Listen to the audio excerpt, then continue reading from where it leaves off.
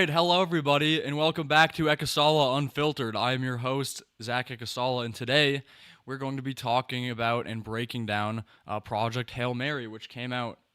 What day is it? It's the 20, like a week ago. I think exactly a week ago it came out. And it was surprisingly very good. Surprisingly very good. Um, I was honestly blown away by the quality, both the writing quality and the production quality. Everything about it was really good. I think maybe there was like a couple small things I had issues with, but overall it was a fantastic film. Um, so yeah, we're gonna be breaking that down today. I'll wait just a few moments here, so people can come in ideally. Uh, but yeah, I'm excited to talk about it. Um, it's like that was the first time I was in the theater and wasn't annoyed at being in the theater. Every time I've gone to the theater in recent memory, I've just wanted to leave. Like Wuthering Heights, I couldn't stand that. I wanted to leave the entire time. Uh, Before that, I don't even know what I watched before that. It might have been good. Poor Things. I don't remember. I saw something else in the theater and I couldn't stand it. Most of the theater experiences that I've had in recent memory are not great. We always go in. No, it was Nobody or not Nobody. I don't remember the one with Bob Odenkirk where he plays the action hero. I saw that. That was okay. I didn't mind that one. But no, there hasn't been a great theater experience for a long time. And what was really nice about going to see this movie, I saw it with a group of people. I saw it with my cousin and some friends. And it was actually a pretty full theater. Shockingly, I haven't gone to a theater where it's been full in a long time. And even today, I was looking at show times because I wanted to see it again before seeing. Oh my gosh, hello, Mr. Jack. Welcome to the stream, everybody. Um, what was I saying?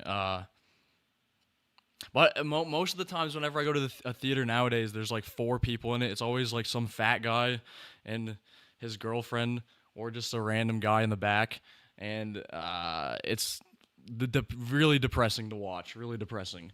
But this time there were actually people there, and there were actually people who were interested in the movie. They weren't on their phones the whole time. It was crazy. It was really crazy. Um, but I guess let me just dive into it. I don't really have much else to talk about, and I really want to talk about this movie. So first things first, I did not ever read the novel by Andy. I think it's Andy Weir is how to say his last name. Um, but I was shocked to learn that the novel only came out in 2021. I thought this was based on. I thought the book was going to be much older. I was surprised. But I haven't read the book. But to my knowledge, it's a pretty decent adaptation. There were some little plot inconsistencies.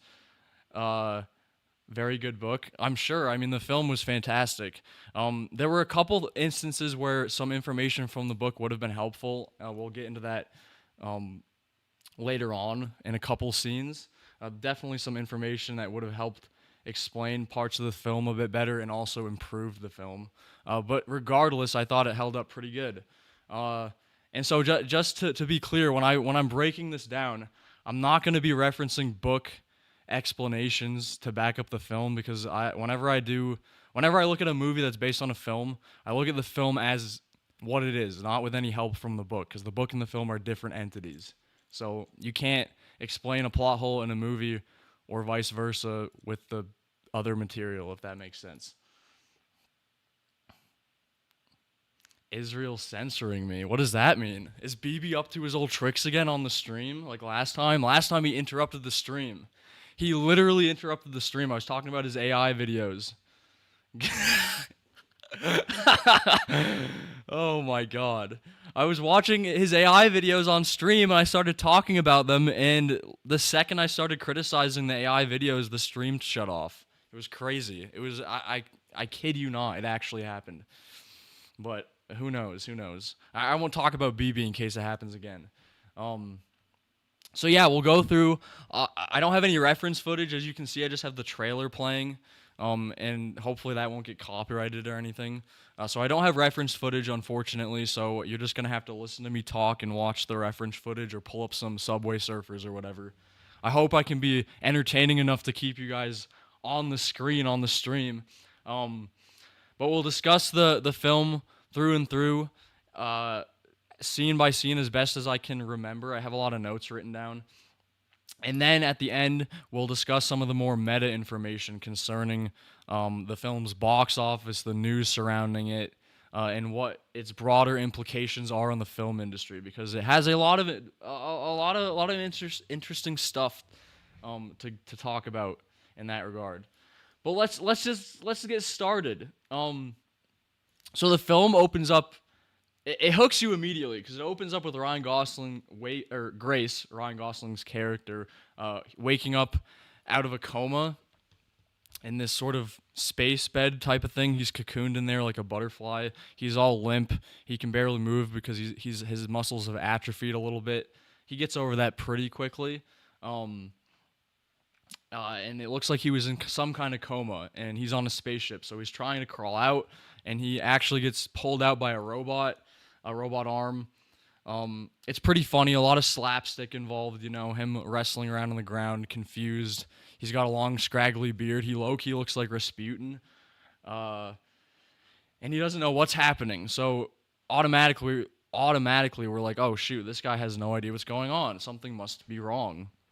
So he's able to get himself up and get moving, and he finds his two other crewmates, Captain Yao Li Ji and Alessia Ilukina, his crewmates, and they are dead in their sleeping pods. So Grace is apparently the only one on board, and he can't remember anything about what's happening or why he's on this spaceship. So automatically, it's pretty interesting setup here. We see a bit more of the ship, which is pretty standard spaceship look.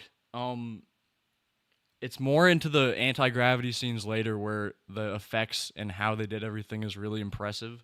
And we learn that the ship has an AI named Mary, who is sort of, I guess she's like the captain in control while everyone's been asleep.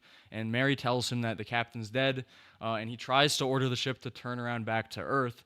And Mary tells him that the travel time to Earth is 11 years, which is a pretty long time.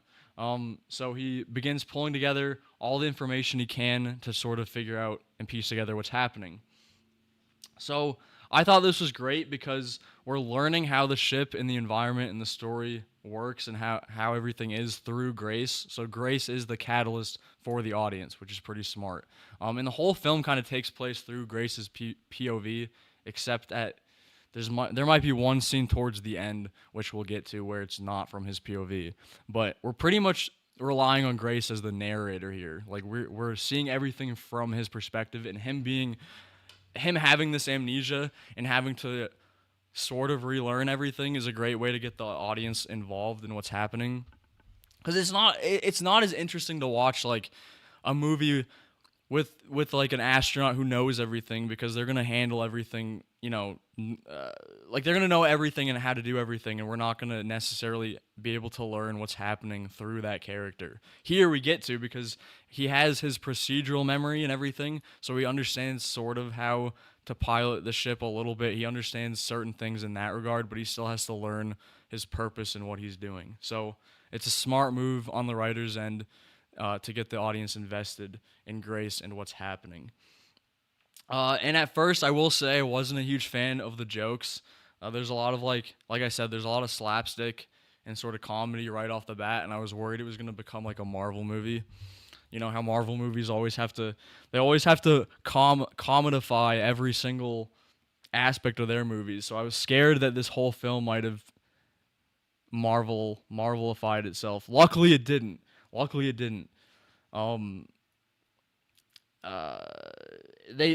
film kind of maintains this balance with the comedy. Like there's moments of levity and drama throughout the film, and it's paced very well. Never feels like the comedy overshadows the drama of the situation, or vice versa. It's paced very well, especially when we get to Rocky later on, which I'm very excited to talk about. So then we have a flashback. And for those of you who don't know, I infamously hate flashbacks in movies, usually. I think that they're normally not handled very well, and it's just We love Rocky. We do love Rocky. He's arguably probably the best part of this entire film. Um, but back to my point, I infamously hate flashbacks. Typically, I feel like most writers rely on them as a crutch instead of actually being good writers. But this film manages to use them like incredibly well. It's so impressive how they use them. And this is where we learn that the story is very non-linear, and we actually need to rely on the flashbacks to learn more about who Grace is, and also how Grace got to where he is in the whole story as a whole. I might have just butchered that end bit, but so we see the flashback, and it's triggered as Grace starts to piece together who he is. And before we get into this scene, I tried my best to get the flashbacks in order. They might not all be in complete order, just because I don't have reference footage, so I can't exactly, you know, make sure. But they should be. They should be in order. Let me know if they're not. So we see Grace is a middle school science teacher in the Bay Area, and immediately the audience is like, "Oh, well, how the hell is he? How did he get from being a middle school teacher to being an astronaut?" Hello, Spartian 5 Hello. Uh. Oh, Garrett. Hello, Garrett. So he's a middle school teacher, and he clearly loves his job. And this is one of the most endearing parts of the film, besides Rocky, is seeing Ryan Gosling, play this teacher. He's like a go-lucky underdog kind of guy, and you immediately love his character and can emphasize with him. And he's teaching. It's all very happy. It kind of looks like an Ozempic commercial. Everyone's so cheerful. And a student brings up news reports about something in space that's supposedly eating the sun. And Grace gets oh my god, I'm having a stroke. Visibly uncomfortable.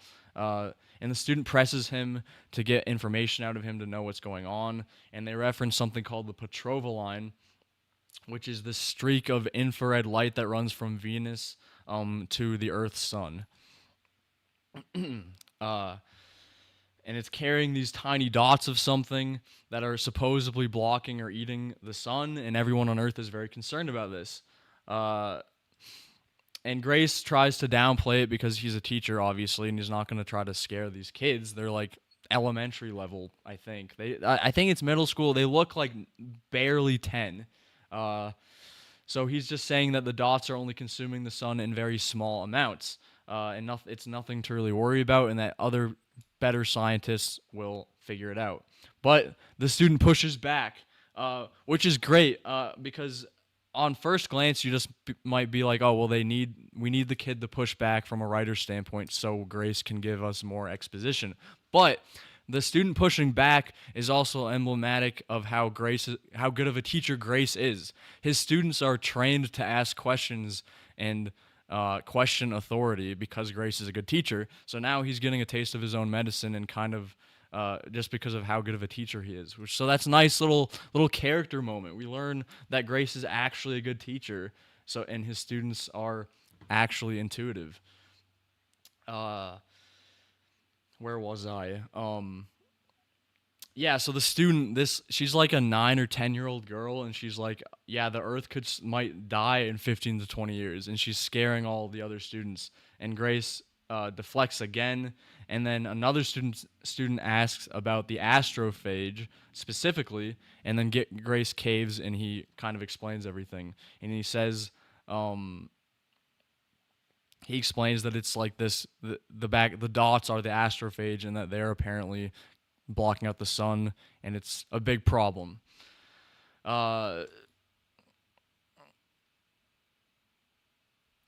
So yes, I kind of already talked about that part. Let's continue.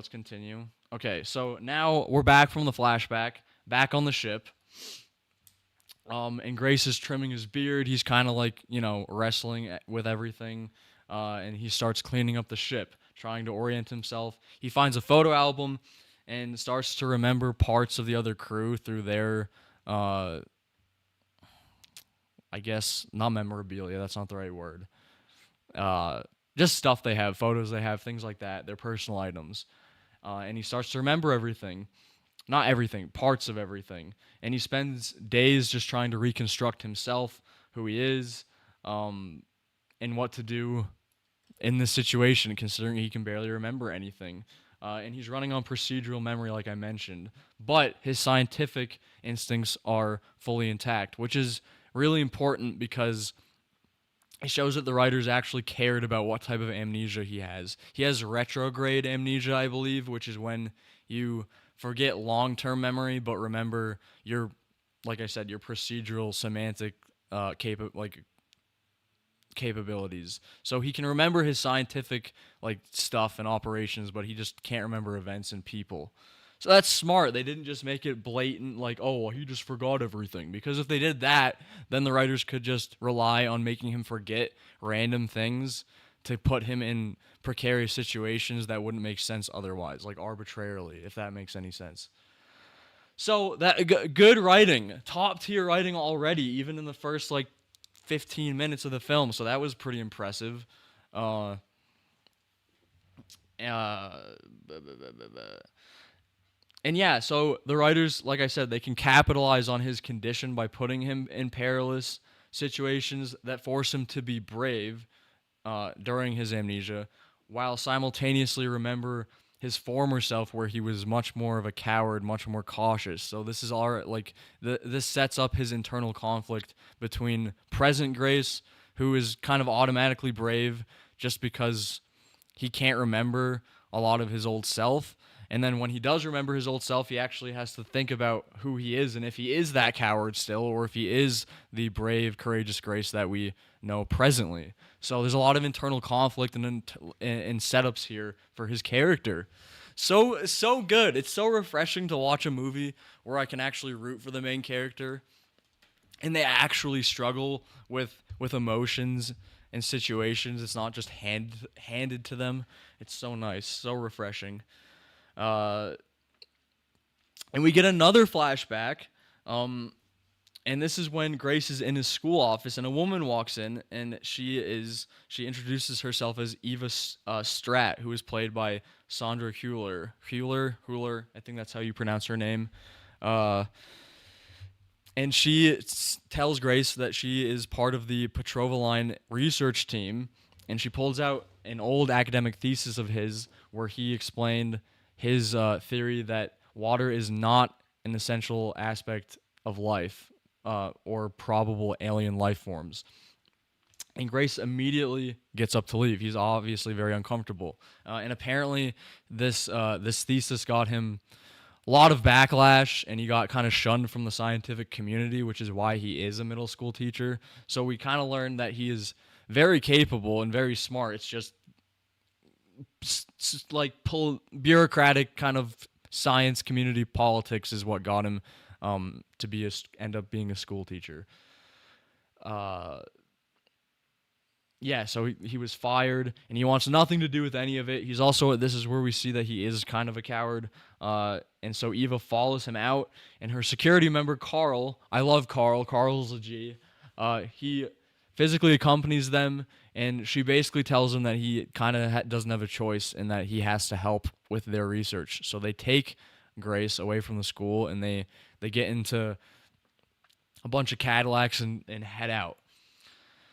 So yeah, we get to learn more about Grace's cautious demeanor, his self-deprecating perspective. He sees himself as a bit of a coward. And this, like I mentioned earlier, is a major point in his internal conflict, which he does overcome by the end of the film. I also thought we start to see kind of like the government and international side of things when it comes to the existential threat the Earth is dealing with. They don't focus on it a lot. And I remember when we were discussing, after we watched the film, me and the people I was with discussed, some of the people in this chat actually, we discussed how it would have been interesting to see a bit more of that world and how they operated, how things worked in that hemisphere of the film. Unfortunately we don't see a lot of it, but that's not really the story's focus. We're focusing on the people here. We're focusing on Grace, and he's not really involved with that side of things. I mean, Eva is, but she's not the main character. So, uh, but it did lead me to ask some questions like, were there still wars and conflicts? Did that stop because this existential threat was too important? Were all the countries on board? Did all the countries believe that this was an actual threat? And what was the general plan, like for the next 20 to 30 years during this period? And these aren't like plot holes or anything. These are just questions I had. Uh,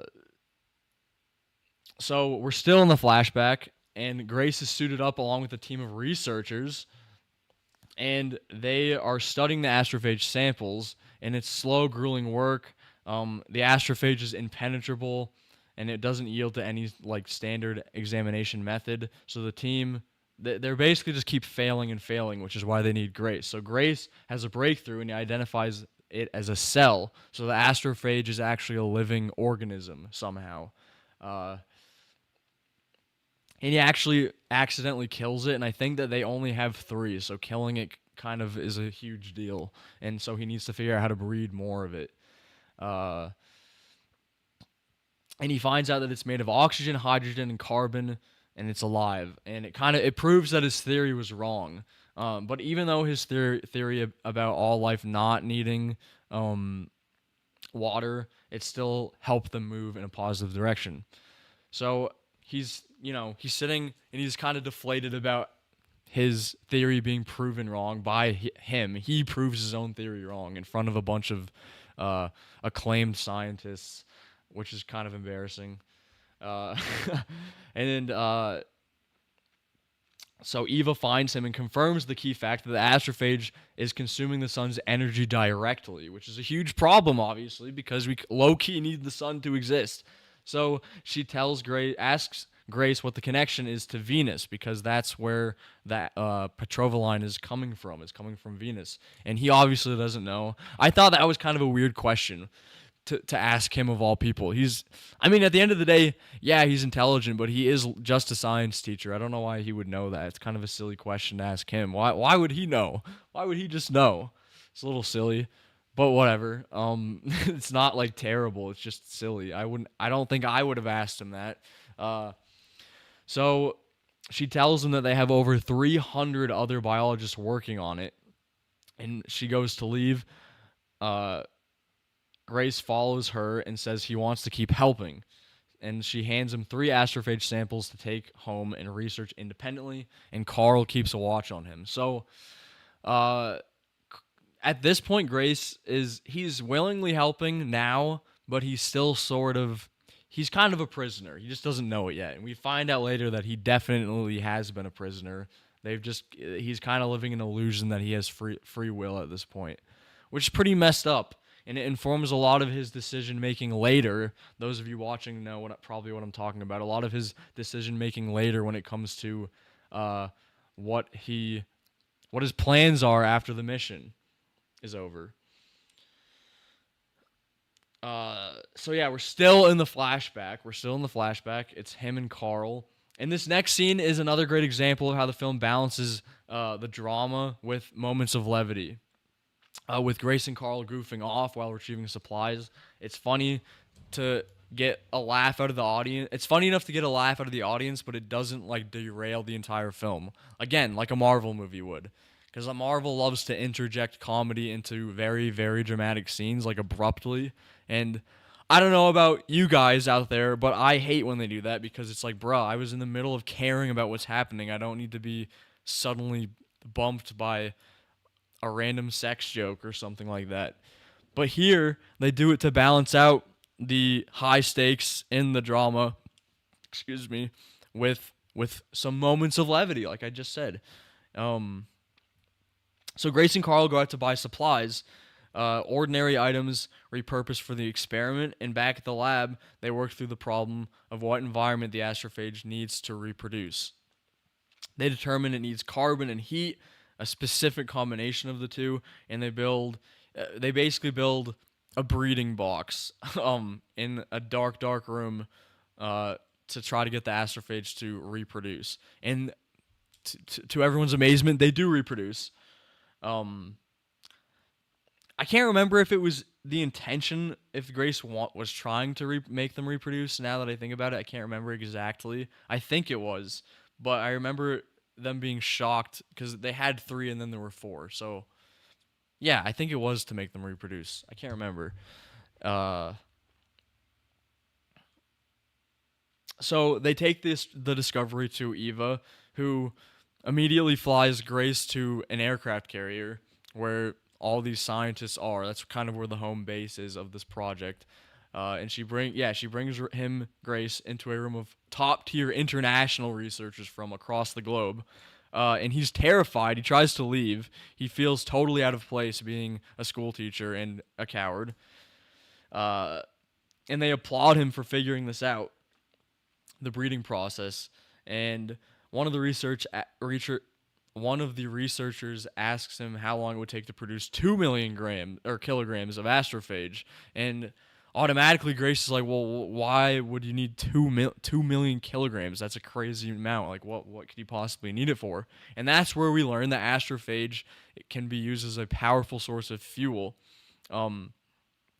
which they will need to launch their Project Hail Mary, which is, it's the name of the film, but it's also the name of the last-ditch attempt for Earth to save itself. And they need the astrophage to be able to launch their ship and travel to Venus to discover why the astrophage isn't affecting it. So let us continue. So she announces to everyone, including Grace, he didn't know about this, but that he is going to be heading the biological research for Project Hail Mary. I think he's heading it, if I can remember. He's definitely granted clearance, and he's blindsided. He again, like, this poor dude has gone from school teacher failure to being responsible for saving Earth in the matter of like a week or so, which is pretty insane. And Ryan Gosling, again, he does a great job here. This might be one of his best roles because you feel the anxiety and stress from Grace. Like, every scene that he's in these flashbacks, he's visibly uncomfortable. He has a hard time making eye contact with people. He has a hard time speaking. His whole demeanor, his body language, everything points to he doesn't want to be in this situation, which is great. It's so good, so good. He's like such a relatable character. So yes, he's gonna be heading biological research for Project Hail Mary, and Eva explains the full picture, that the sun isn't the only star dimming, that it's a epidemic across the galaxy and the universe. That every neighboring star is also being consumed by astrophage, except for Tau Ceti, which is 11.9 light years away. And I think that's the one that's near Venus, where the Petrova line is coming from. So they're going to build a ship to fly to Tau Ceti and figure out why that star is immune and hopefully replicate it for their solar system and their star. And they need the 2 million kilograms of astrophage to get there. So this is where my first slight issue with the film came. I didn't have this issue when I first watched it, but thinking back, this is a little bit of a problem. So maybe they explained it in the film. I don't think they did, based on my online research, but I didn't understand why they couldn't have just generated or bred enough astrophage for the astronauts to return home. It's never really explained. I mean, you can assume that it just couldn't generate enough, but I didn't understand why, because they generated 2 million kilograms in a matter of weeks, so why not just double it in another couple of weeks? You know what I mean? There's not really an explanation. Apparently, in the book, it takes a lot of energy to generate 2 million kilograms, and they decide to pave over the entire Sahara Desert with solar panels to generate enough energy to enrich it to create fuel from it. But that, again, that's not in the movie, so it just feels like, okay, they just didn't feel like making another 2 million or making it enough. It seems just a little silly to me and a little weird. I don't know, but if they had included this in the movie, first of all, it would have explained why they couldn't get them back to Earth, and second of all, it would have drastically raised the stakes of the situation, that the Earth has come together to pave the entire Sahara Desert in solar panels just to get the ship to out there to possibly maybe save Earth. That drastically increases the stakes. So I think if they included that, even like that could have been just a line, like something like, I don't know. Grace asks a question about how they're gonna enrich the uh whatever astrophage, and they're like, okay, we have a plan to cover the Sahara Desert in solar panels, and then Grace is like shocked by this, and that's when Eva is like kind of gives them a look like, yeah, this is really important. I guess maybe like for the timeline of the movie, they didn't want to jump around too much because obviously it would take a lot of time to pave the entire Sahara Desert in solar panels and collect that energy, obviously. But I don't know. It could have been interesting. I think they should have explored something at least adjacent to it. Uh, and then yeah, people online were just saying that it would have taken too much energy, but it's like, bro, well, what does that mean? It's not a good explanation on its own. So that's my one little issue. My one little issue, really. Uh, Let us continue. So now we're back in the present with Grace on the spaceship, and he holds like a little funeral for his dead crewmates, which is pretty sweet considering he can't remember who they are at all. He actually cries during it, which is nice. It's not nice. I don't know. Not nice. Sweet. I guess it's not nice that he's crying. My bad. uh, and he jettisons them out into space. And now Grace is really feeling the weight of the entire situation. He's alone in space, and he's tasked with completing a mission that he's vague on and saving humanity, despite feeling totally ill-equipped. And he felt ill-equipped before amnesia. So can you imagine how ill-equipped he must feel during the amnesia? Dear Lord. So now he's settled. He's a bit settled into the ship now, and he has some of his memory back, and he's familiar now. So now he kind of feels like, okay, let me start to piece more things together.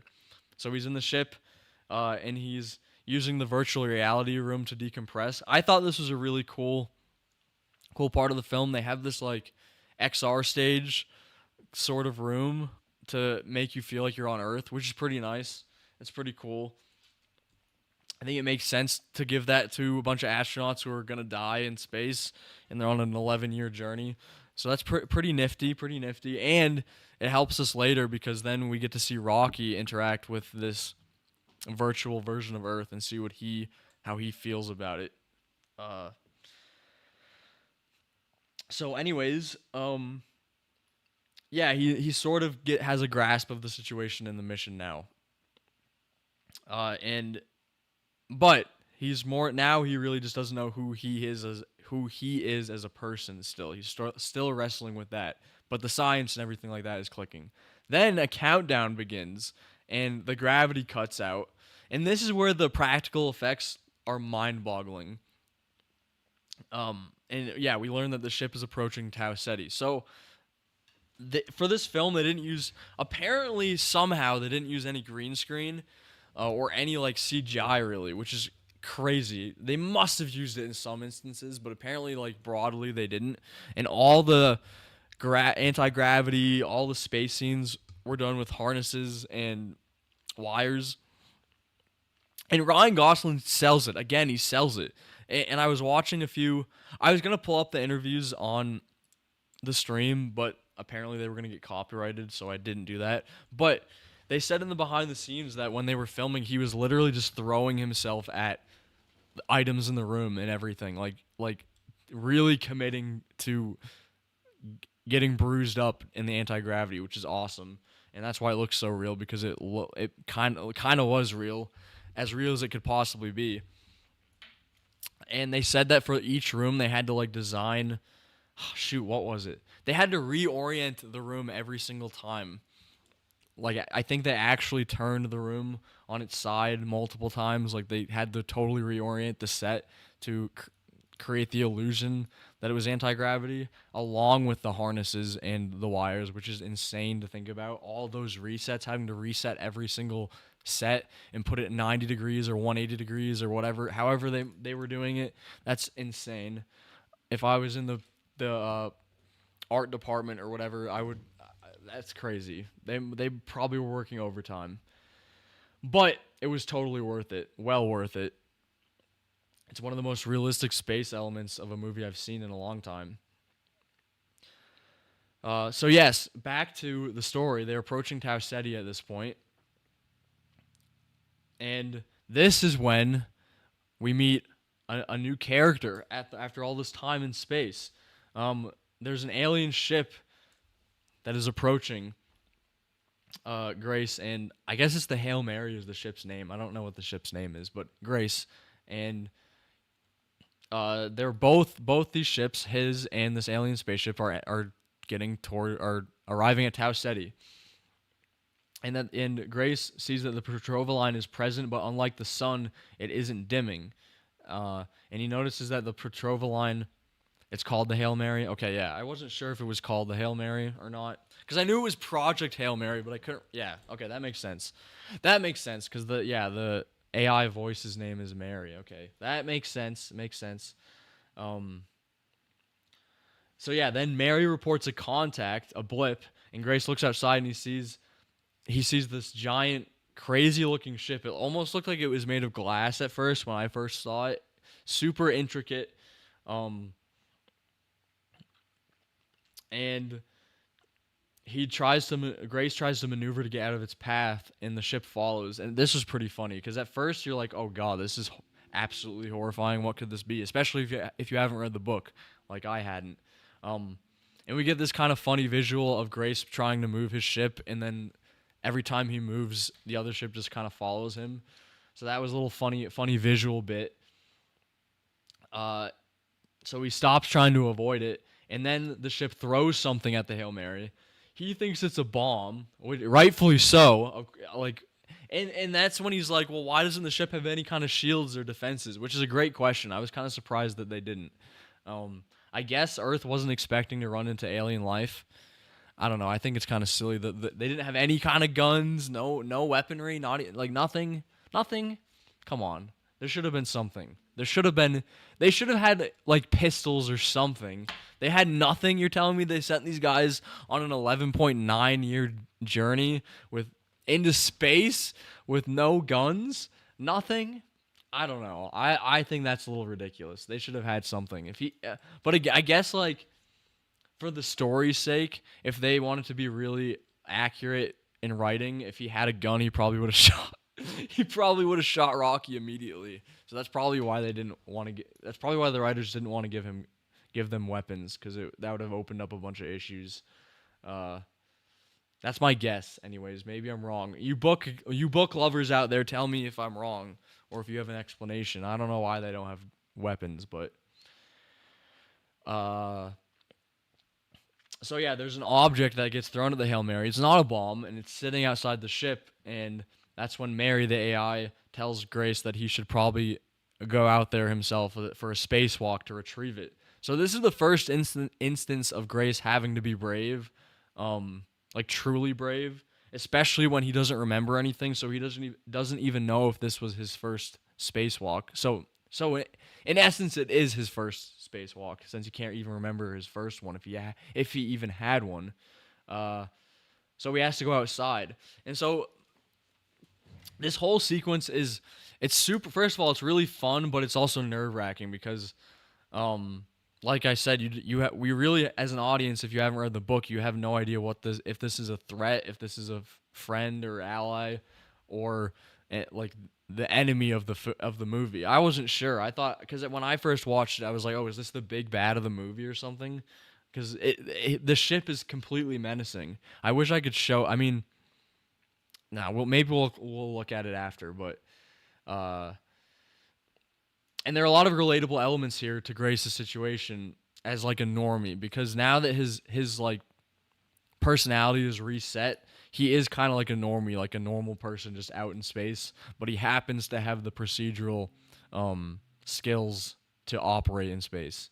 So again, it's fun to view everything through his point of view because he again is a catalyst for the audience in this situation. So he suits up, and he goes outside and he struggles a lot out there. He almost loses himself. Luckily, he's tied with a harness to the ship. And again, the zero gravity is super believable, and all the scenes out in space is awesome. And he's able to get the object and bring it inside. And yeah, so he's able to open the object. There's a funny bit too where he can't seem to open it, and it just turns out that instead of righty tighty lefty loosey, it's the opposite, and that's how he opens it. So it's a funny little bit. Funny little bit. I see you little movie with your funny little jokes. Uh, so he looks inside and he finds what is a cluster of antenna and other things, clearly alien made, and he doesn't know what it is. And then he eventually figures out that it's a model of like the system that they're in, or I think it's the system they're in, or it's Rocky's system. I can't remember. And then he gets multiple, like, it's basically action figures well,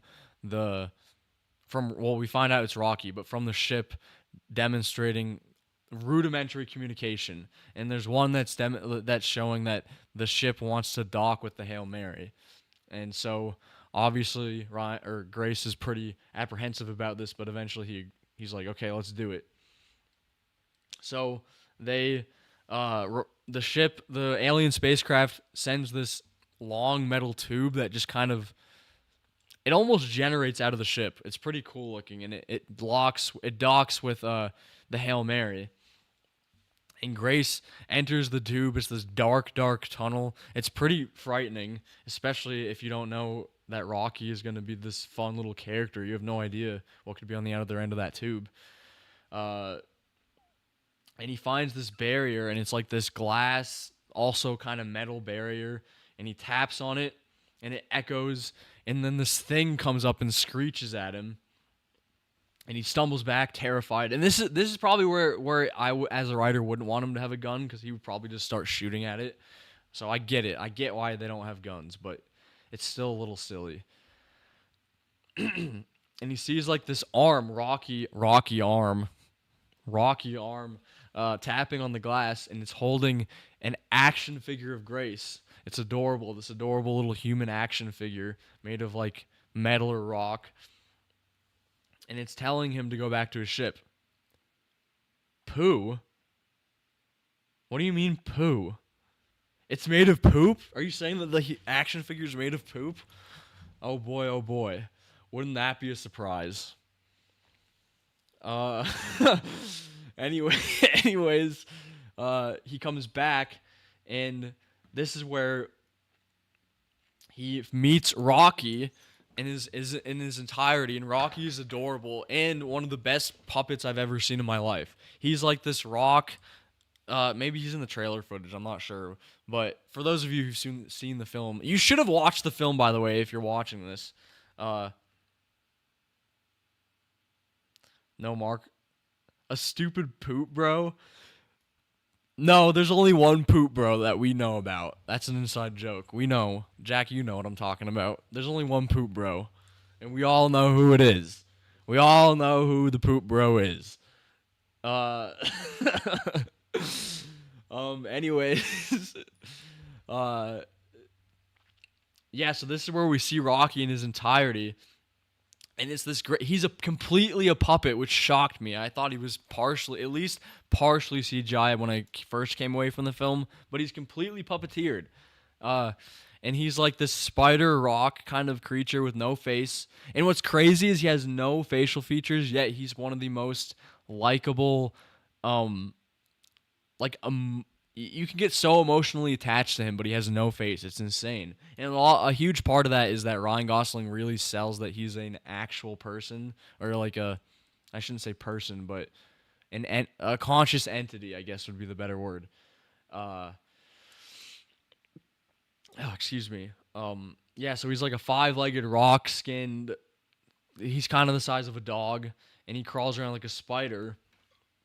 And at first, Grace is horrified, as anyone would be, as anyone should be.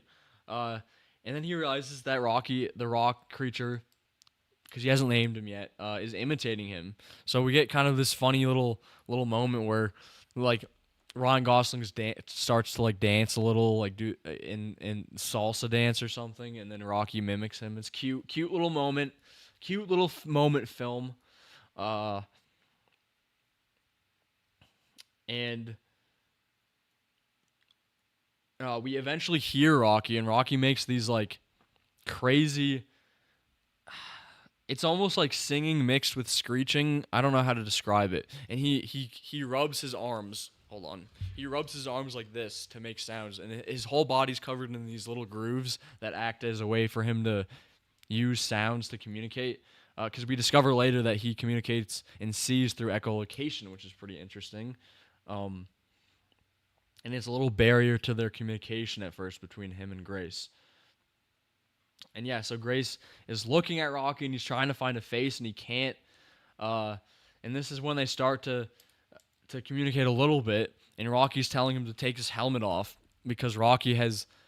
I don't know how this is possible though. To be fair, but he has somehow made the tunnel that Grace is in breathable, like with oxygen. I don't really know how. They never really explain it. And the reason that I do find it a little odd that it's never explained and that he can do it is because Rocky can't breathe oxygen or else he'll die. Like he can't even be out in oxygen or it'll kill him. So I don't really know why or how he's capable of creating it. It's a little weird. But I understand why they needed it to happen so that they can be closer to each other. Uh, so, um, sorry, I just lost my spot in my notes. So yeah, that Rocky gives him another model, and he sees that it's the Petrova line, and he realizes that they are sort of on the same page, him and Rocky, and they might even have the same mission. And before I continue, Rocky and Grace's relationship is, well, it's obviously like the main part of the film, but it is the highlight of the film. Like it's so good. They both have incredible performances. Yes, Rocky the puppet has an incredible performance. He's completely believable as a creature. He doesn't ever feel like a puppet. I mean, like I said, I thought he might have been like partially CG or something, not in a bad way, but just because he was so realistic. I couldn't believe he was a puppet explicitly. He's operated by like 4 or 5 different people at a time, I think, is what I read. But still, it's insane. And Rocky is actually. What's funny is that so eventually in the film, Rocky gets a voice, the translator voice, and the voice is actually the voice of the puppeteer, James Ortiz, I think is his name. So they actually use the puppeteer's voice as Rocky's voice.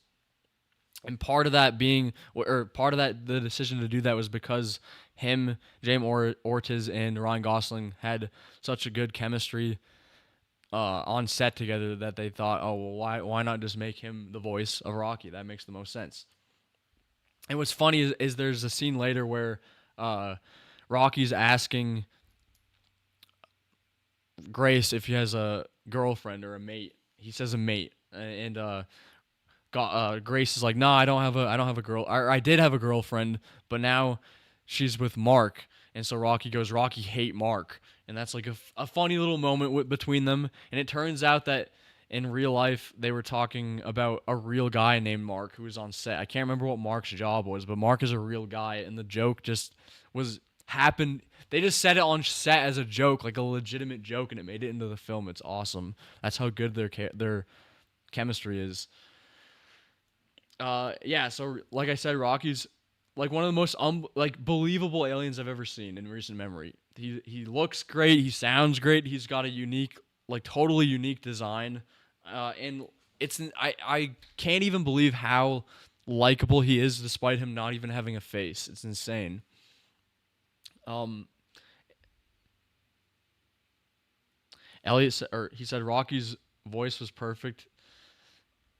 Yeah, I remember after the film when we talked about it, you said that the voice was great, and I think you also said that like he looked really good considering like there's never a visual from the book, right? Like they got the descriptions down pretty good. I think you said that he was in the book more flat, right? Like a crab. Uh, and I mean, obviously, like I've given a lot of props to the puppeteer. Excuse me, but Ryan Gosling definitely helps sell that Rocky's real. I mean, every scene between them, like it's never a doubt that he's a character or not. Like it's like, oh, well, obviously it's a guy, it's a creature, a real creature, and Ryan Gosling's like definitely sells it in every single scene. Um, uh, and so from a character perspective, Rocky also had a lot going on because at first he's kind of like simplistic, he can't really form like complete sentences or anything, and we don't know that much about him. Um, but him and Grace are super super similar, uh, especially because you have that they're both alone on this journey. They both lost their crew members, except Rocky actually does know who he is. He doesn't have the amnesia problem that Grace has. And his obstacle isn't really amnesia or dealing with cowardice, but I'd honestly argue that his main internal issue is having trust, I'd say. Because throughout the whole film, Rocky demonstrates a lack of trust and sort of a fear of abandonment. He's constantly desperate for connection and safety. Like when he asks later on, I think in just a moment we'll see, he asks Grace or he asks if he can sit and watch Grace sleep to make sure that he wakes up. So he's obviously super worried about Grace. Um, he ends up being super concerned and worried about Grace's plans, their execution, and he's even willing to sacrifice himself to save him, someone who he doesn't even really know. Uh, so I guess I guess that's his main conflict. Maybe I'm wrong. Maybe there's something else, but I feel like that was because he's kind of a bounce board for Ryan Gosling to explore his problems. But I don't think that he was entirely just like just a cute alien like Grogu, in The Mandalorian. He definitely had a lot going on. But back to the movie. So now Grace and Rocky uh, begin the process of trying to figure out how to properly and accurately communicate with each other. So Grace's first instinct is to use physical objects and numbers, but that's when he learns that Rocky can't perceive the world in the same way that a human does because he sees with echolocation. uh, so he needs like sounds to primarily communicate, and obviously numbers and all and measurements don't, writing them down isn't going to be very helpful. So Grace starts to put clothing over numerical displays to create textures, and then Rocky can start to perceive them. And then he shows Rocky signs and teaches him gestures. Rocky consistently inverts them, like the thumbs up becoming a thumbs down, which is it's a joke throughout the whole film. And then Rocky starts to introduce his own communication tool, which is a spinning, it's this crazy three-dimensional spinning rock, which is basically a clock, is what Grace determines. And Rocky is working from timekeeping to establish common ground. So this is when Grace brings in a computer with a microphone and begins using an alien communication software. I wouldn't even know if I'd call it that. I can't remember what it was really in the film. I think I had left to grab popcorn or something. I don't remember. I shouldn't have left. Hold up. Real quick intermission. Tell me why Cinemark, I'm going to name the theater. Tell me why Cinemark doesn't do refills for their popcorn for any size. Are you kidding me? You're going to charge me $15 for a movie ticket and then you're going to charge me $8 or $9 for popcorn. Almost, and then you're going to have the audacity to have on your website that you have refills and then turn us away. That was ridiculous. Everyone in the theater got turned away. I noticed after I sat down. They were like, no, we don't do refills. Buddy, you just charged me almost $30 to come into this in here, and you're not even going to let me have a refill? Oh my God, that was ridiculous. Golly. It's already so expensive. You're going to... Okay. Anyways, sorry, I had to rant a little bit about that. That was the only negative experience at the movie theater. Uh, so yeah, he has this software where he's able to take sound snippets or snippets of what Rocky says and then equate those to words in like English, and then he builds like a database, a library of sentences, phrases, words and things so that Rocky can eventually communicate like very articulately with him, which is pretty cool. And there's a cool scene where they're choosing a voice. They go from like a French accent voice to an Irish accent, and then they eventually land on James Ortiz's voice, which was great. And then this is how Grace learns that Rocky is in the same position as he is, and that he had 23 crew on his ship, and then they all died, and Rocky was the only one who survived. And then that's when Grace says that they will save the stars together, and they fist bump. And so now it's like, yes, yes, we're getting places. And this whole sequence was great. The film spends a lot of time exploring Grace and Rocky's relationship.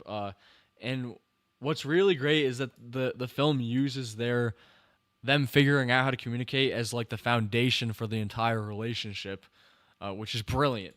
So, I mean, to break it down, like they're two obviously very distinctly different creatures from different parts of the galaxy, and they have to learn to communicate with each other. And they both have complete like I'd argue even opposite communication styles. I mean, one relies on echolocation while the other relies on, I guess, just sounds primarily if you're speaking. Uh, but what was I saying? Sorry. Damn it, I lost where I was reading. But it's really like what's brilliant about this sequence is it's not just us having to see them like gruelingly figure out how to communicate with each other. We're seeing them learn about each other through the foundation of just logic and reasoning, which is a great basis for any two characters to get to know each other. They determine that they're both friendly. They determine rudimentary, or they find rudimentary ways to communicate basic ideas and concepts. Then they build off those rudimentary skills, communication skills, to discover why they're both where they are and what they're doing. And then through that they understand they both are on the same mission, and this informs what they should do next. And then through that, their relationship blossoms and they learn more about each other. So their relationship is super organic and grows very organically. It's not just two characters thrust into a situation and they exposit a bunch of information to each other to get so that the audience just automatically knows. It's very well written and it's not lazy.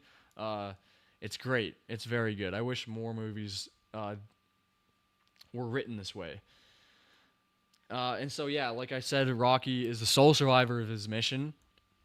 And his home star in the 40 Aridani. I think his creature is an arid. His home planet is arid or something like that. I can't remember his species name. Is it I can't remember what they're called, but I know his planet's called arid. But yeah, his star is also being consumed by the astrophage, and he also came to Tau Ceti for the same exact reason as Grace, to discover why that star is immune. So they're both on the same page. And so we get a little bit more comedy because Rocky wants to move into Grace's ship, which I found interesting from the start. Because, I mean, I guess because Grace can't breathe or live naturally in Rocky's environment, and Rocky can't live in Grace's environment either. But I did find it odd that Rocky was so intent on going into Grace's ship, and it wasn't the other way around. It's just random. I just thought it was a little random. But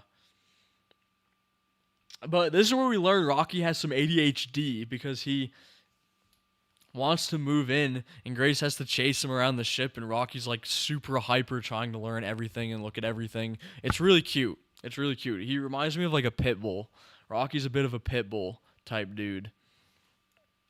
So he's running around in this he made this Xenonite is the name of his metal, and I guess the glass is also Xenonite. I guess, but his the ship's made of, his ship is made of Xenonite, as that Grace names it. It's this type of metal, and I think the glass is too. But he made a glass ball for himself to roll around in the ship, which is pretty cool. And it looks really cool. I don't know how they did that practically. That's the one part where I was like, there's no shot they did that practically. But they apparently did, which is insane. So he's exploring and he ignores Grace, and Grace kind of gets annoyed, and we see Grace leaving like video journals where he's complaining about Rocky like he's a bad roommate. It's really funny. It's really funny. And Rocky can hear him because he has echolocation. It's a cute little moment. Nice character building here. Anywho, now we're back to a flashback to Grace being introduced to three of the astronauts who were assigned to the mission Hail Mary, the Hail Mary project. And this is when you might be thinking, oh, there's three astronauts supposed to go. What happened? Why did Grace go? What happened to this third astronaut? And it's like, maybe something bad might have happened. So they discuss the mission's endpoint. Once the work is done, they each have the option to end their lives rather than die slowly and starve. They talk about everything with grim humor, about how they'd prefer to just die. And the astronauts are shown a demonstration of how the astrophage functions as the ship's fuel. Compressed, it produces an extraordinary thrust, which is the engine of everything. And in this scene, Grace has a hard time, has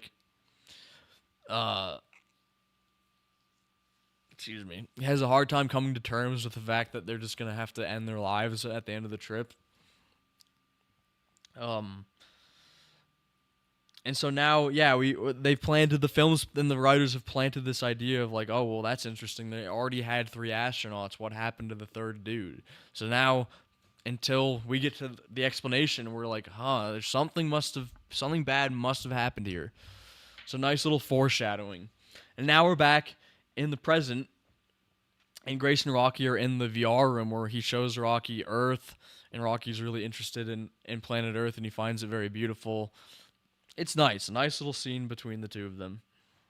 And they have great chemistry throughout the entire movie. There's not like I said earlier, there's not a moment where you doubt their relationship. It's incredible. They have to build a plan. They're going to orbit the planet they discovered in Tal Ceti, which they eventually name Adrian after Rocky's mate, Adrian.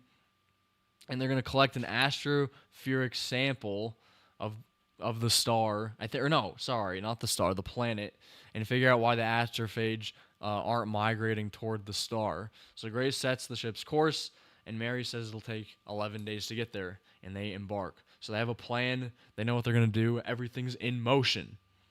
And yeah, like I said, he introduces, in the meantime, while they're waiting to get there, that's when Rocky learns more about Earth through the VR room. They see entertainment, nature, cities. And this is where we get kind of a quiet moment where Grace asks about Rocky, and he asks him what he misses most about home. And Rocky responds that he misses his mate. And then we get a kind of a funny bit where he says her name, but it's like it takes like 40 seconds to say her name in his language. And we learn that Rocky has been with his mate for 186 years. 186 years. That's insane, bro. Holy. It's a long time. Okay, they're Iridians. I have it here in my notes. I couldn't remember. And yeah, so Rocky's... I don't know if he's old or young, but he can live for a very, very long time. Which is kind of sad if you think about later that Grace is going to... Grace is like a pet kind of to him. It's kind of ironic that Rocky kind of feels more like a pet, but Grace is honestly more of like the pet. He's got dog ears in Rocky's eyes. Grace has got dog ears on Rocky's ears, you know? A little sad. And now we have another flashback, and this is a great one of the top moments in the film, I thought. It's the night before the launch. Um, I think, yeah, it is the night before the launch, or it's very close. Grace is at the Navy port with the scientists and the astronauts, and they're all partying, eating, drinking, hooking up. Apparently, is what they said as well, because it's a lot of them are gonna die, and the Earth might die. So what the hell? Uh, and Grace finds Eva outside and asks her how many people, or how everyone can be so happy knowing that they're all going to die likely. And she only says, God willing. And Grace goes back inside. This like small moment was great because I mean throughout the whole flashback, all the flashback stuff, Grace is obviously a coward and cautious. And here he's faced with a bunch of people who demonstrate the exact opposite traits as him. They're all like partying. They don't really care. Everything's like normal. He can't. He's almost living out.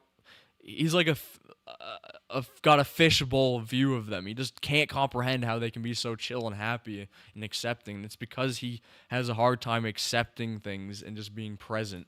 He's always thinking ahead, always stressing about what could happen, what he's done wrong, if he's doing the right thing. When sometimes you just need to be a little brave. You just got to be a little brave and chill and okay with things. And so he goes back inside and he just watches everyone party. And that's when Eva takes the microphone because there's a karaoke machine, and karaoke's going on. She takes the microphone and she sings Sign of the Times by Harry Styles. And everyone in the room stops and watches and claps and listens. And it's great. And what's crazy about the scene, I don't know if you guys know, but this scene was not planned at all. She was never going to sing. And she was never going to sing the Harry Styles song or anything. It was last minute. I think like the day of or the day before production of that, or shooting that scene, or the scene where it took place. Ryan Gosling, I think he either heard her sing or knew she could sing and said, "You need to sing in this scene." And the directors and her got together and they said, "Okay, we'll do it. Let's do it." And she sang, and they kept it in the film, and it was great. Great moment. And I think it was a decent song too for the moment. I'm not a huge Harry Styles fan myself, but I thought the song was pretty appropriate for the scene. So that was cool. And it's funny because she was in something else that my mom sent me, and she was singing karaoke, except she was her character could not sing in that scene.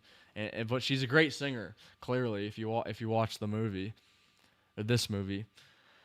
And this is groundbreaking, a groundbreaking moment for Eva too, who has been a pretty minor character throughout the whole film. I mean, she's kind of like an antagonist almost to Grace at certain points of the film. You don't really know if she's truly good or not. She's pretty anti-hero throughout the whole film, but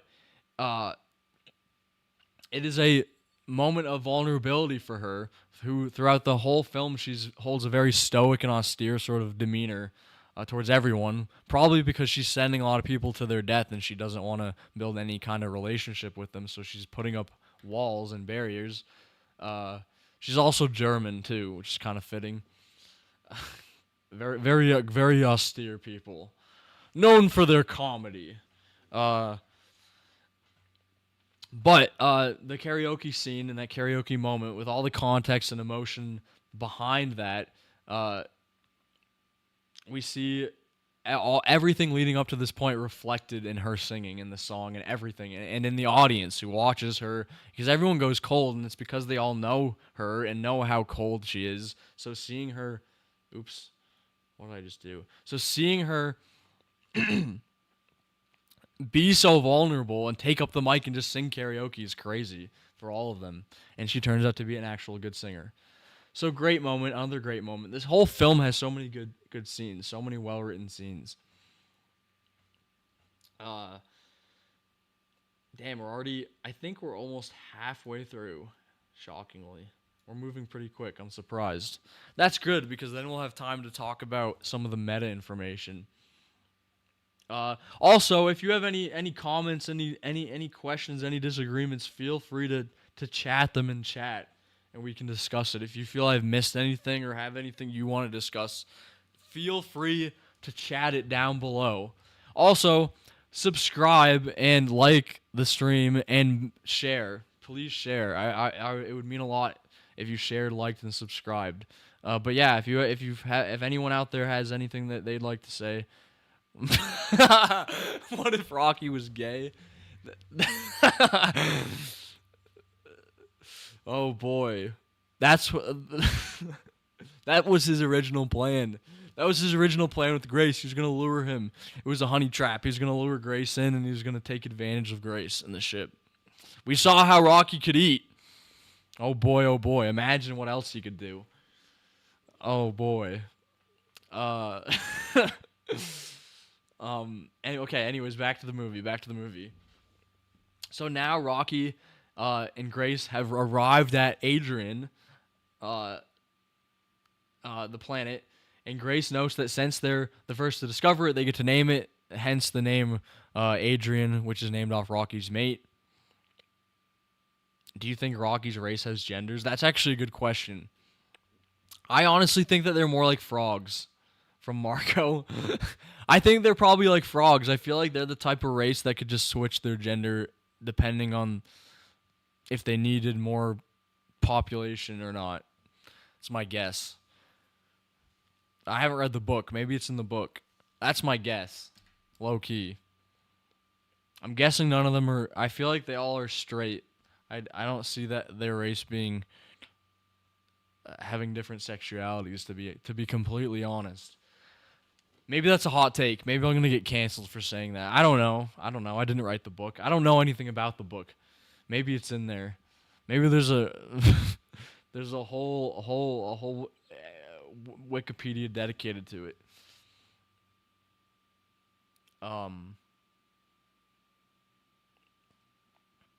So yes, they arrive at the planet. Sorry. They arrive at the planet they name it Adrian, like I said earlier, after Rocky's mate, which is pretty cool because Rocky wanted to name it Medium Rough Texture Circle Planet. That's the goated name. They should have named it that. Gosh. So Grace retrieves an atmospheric sample and compares it to the astrophage strains that he brought from Earth. And the astrophage from Adrian isn't migrating. He examines further and he finds something extraordinary, that there's another organism in the sample.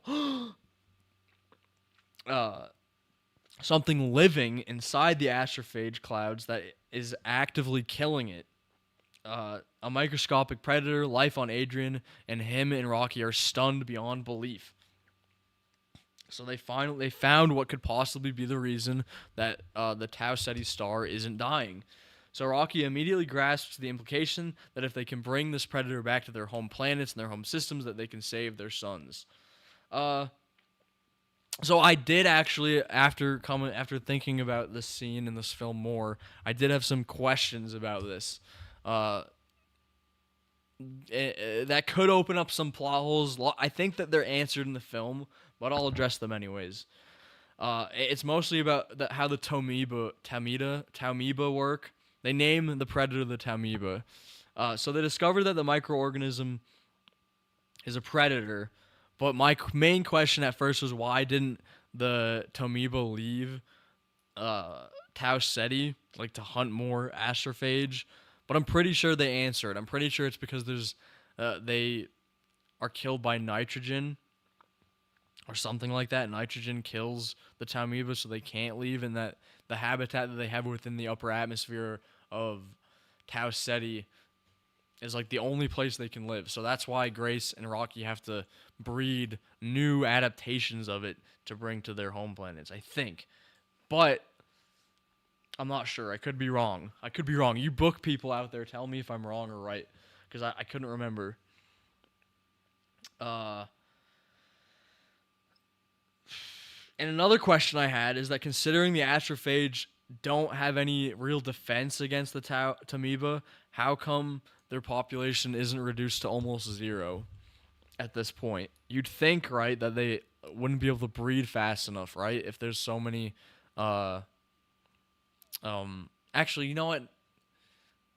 If they only live in the upper atmosphere, that would explain why the population isn't zero, because they can probably grow in different areas that the amoeba aren't in, and then they end up in the atmosphere. That's probably why. Okay, I answered my own question. So let's continue. uh, Here's the main problem. So the Hail Mary can't reach Adrian's atmosphere directly, so they have to come up with a very dangerous plan to extract some amoeba to research and breed for themselves. So Rocky is going to create a uh, a chain system, or like a tether system basically, that will allow him to lower a collector deep enough into the clouds to collect the amoeba. But Grace has never piloted anything like this, so Rocky trains him, and it takes some time. And in the middle of training, Grace lays out his plan that he'll breed the amoeba, load it onto the probes, and then fire them toward Earth. But this is where we get some conflict, a little bit of conflict between Rocky and Grace, because Rocky realizes that Grace is launching the probes back to Earth, but he's not going back to Earth. And this means that Grace hasn't told Rocky that he hasn't planned on going back to Earth. And that he basically tells Rocky that he's supposed to die out there, and he's made peace with it. So this is a pivotal moment between Grace and Rocky, because it's their first real conflict. I wouldn't even call it, I mean, it is a conflict. They don't like argue per se, but it is their first like real conflict in the film. Because Rocky was never aware that Grace was supposed to just be left out to die in space. He thought that Grace would go home because Rocky was going to go home. And Rocky can't believe this. He's upset, and he's kind of upset for Grace for lying to him. And Grace gives a little speech to Rocky, underscoring that he's okay with his fate, he's okay with dying, and that he's made peace with it. And then that's when Rocky informs Grace. He's like, okay, well, if you can't get home because you don't have enough fuel, I can give you some of my fuel, and you can get back home. And this just proves how selfless Rocky is, because he's adding 6 years of travel time to his trip just to save Grace, who's kind of, he's a random alien he just met. So it's pretty selfless. And it's also funny because right after telling Grace this, Grace starts crying with joy, because he didn't want to die in space, obviously.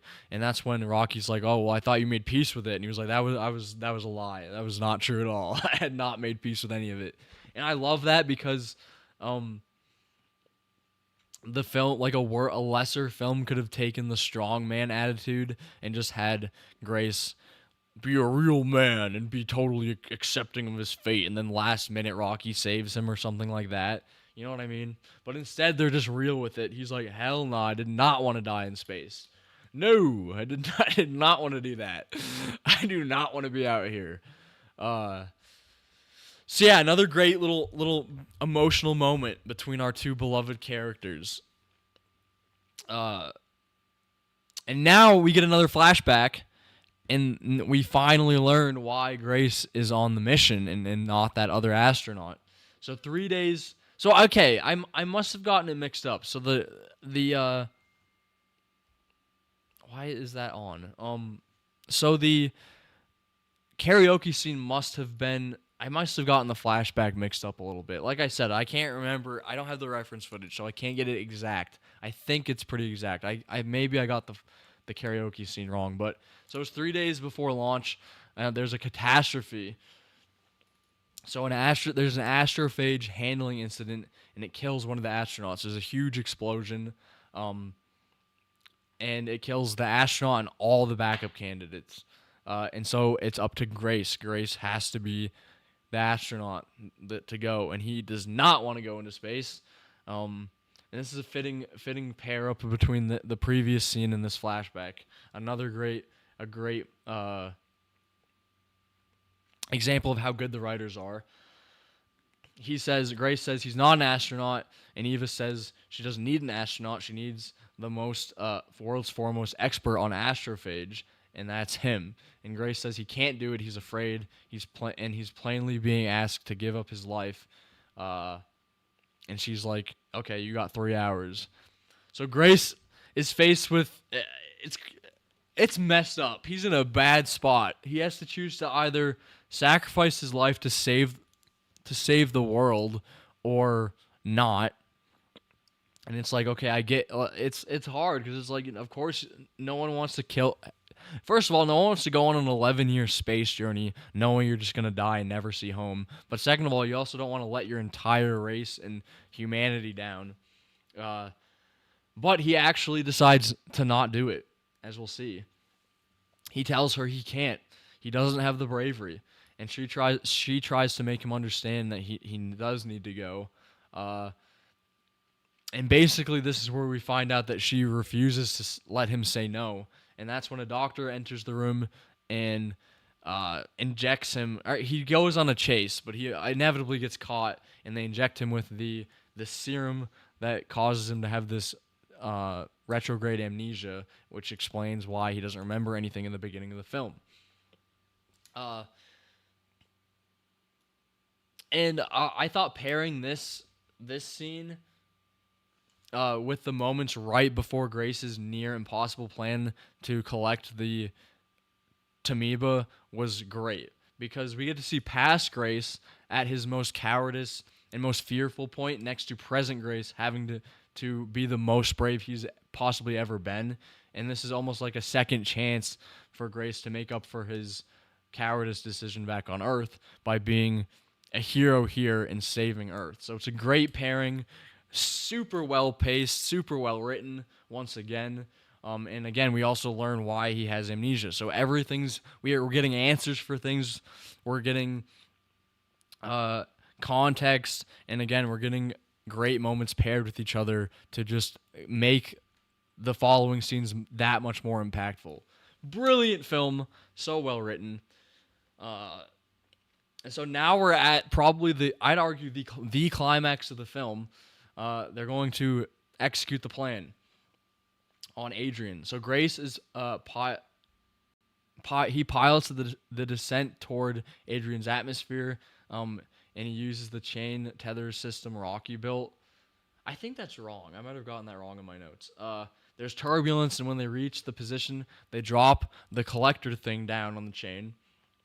And it works, and it gathers the Tamiba bacteria from the cloud layer, and Grace moves to retrieve it. He has to actually go outside the ship to retrieve it, and they're in a very harsh atmosphere. And he notices that the satellite is on fire, and that the atmosphere is much more extreme than they anticipated. So he begins pulling up the collector. He's basically fishing, is what's happening. If you haven't seen the film and you're watching this, he's basically pulling up like a net filled with Tamiba. And an object knocks him off balance, and the collector starts to slip, and the altitude warnings blare, and the ship has dropped below the safety level in the cloud, and the exterior temperature is spiking. And so Rocky's terrified, and he's like, Grace, we can't do this. You got to come back. We can do it again. And Grace is like, no, there won't be another chance. The window is closing. My question was, what does he mean? Maybe I missed it. Maybe it was explained in the film. But what window is he talking about? Why couldn't they have theoretically just done it again? Like, couldn't they have just, like, gone back for a second, made another collector, and gone back again? I didn't understand that. The stakes in that regard were not very high. Like, they could have theoretically just not done it again. I guess, like, I would have had him say we're so close and then try to do it instead of saying, I don't know. What window is he talking about? Do you guys know what he meant by that? It seems like an arbitrary window. I feel like there was nothing stopping them from just trying again. I would have had him say, like, no, we're so close, or something like that, and then he just insists upon doing it since they're right there. And that's like a flaw of him being too brave instead of being, like, the opposite of being not brave enough. You know what I mean? Anyways,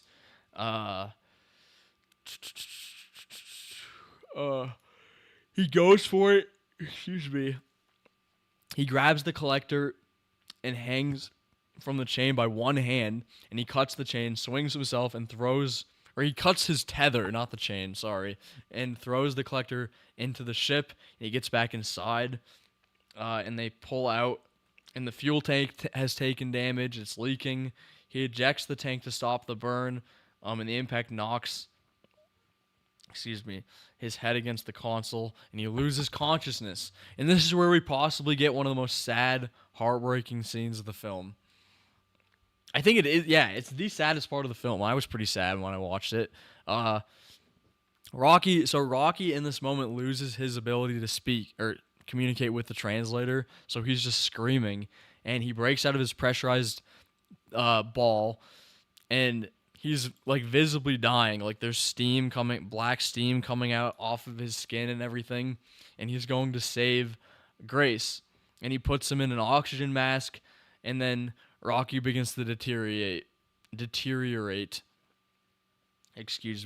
And there's flashing lights. The whole ship is shaking. Everything's going crazy. We don't know what's gonna happen, and the scene cuts. So just as we got to see Grace face his biggest challenge in the scene, and choose bravery and courage over fear and cowardice, we also get to see Rocky display his own bravery and selflessness by compromising his life to save Grace.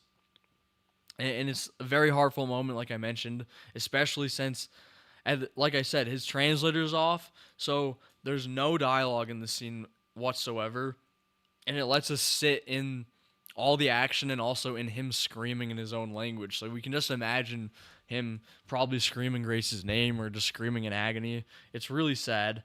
And I thought the decision to ditch the translator and dialogue as a whole was perfect from a writing standpoint. Because even though there was a lot of action and flashing lights and everything, the lack of dialogue and reliance on Rocky's sounds and just the environmental sounds and the music amplified the moment, I thought, and made it much more impactful. It was also heartbreaking to see him screaming because the translator, like when he's speaking, kind of overpowers his actual voice. So hearing him scream, you kind of forget I've kind of forgot that he even had his like alien voice. You kind of forget. So it's just a reminder that he is so alien.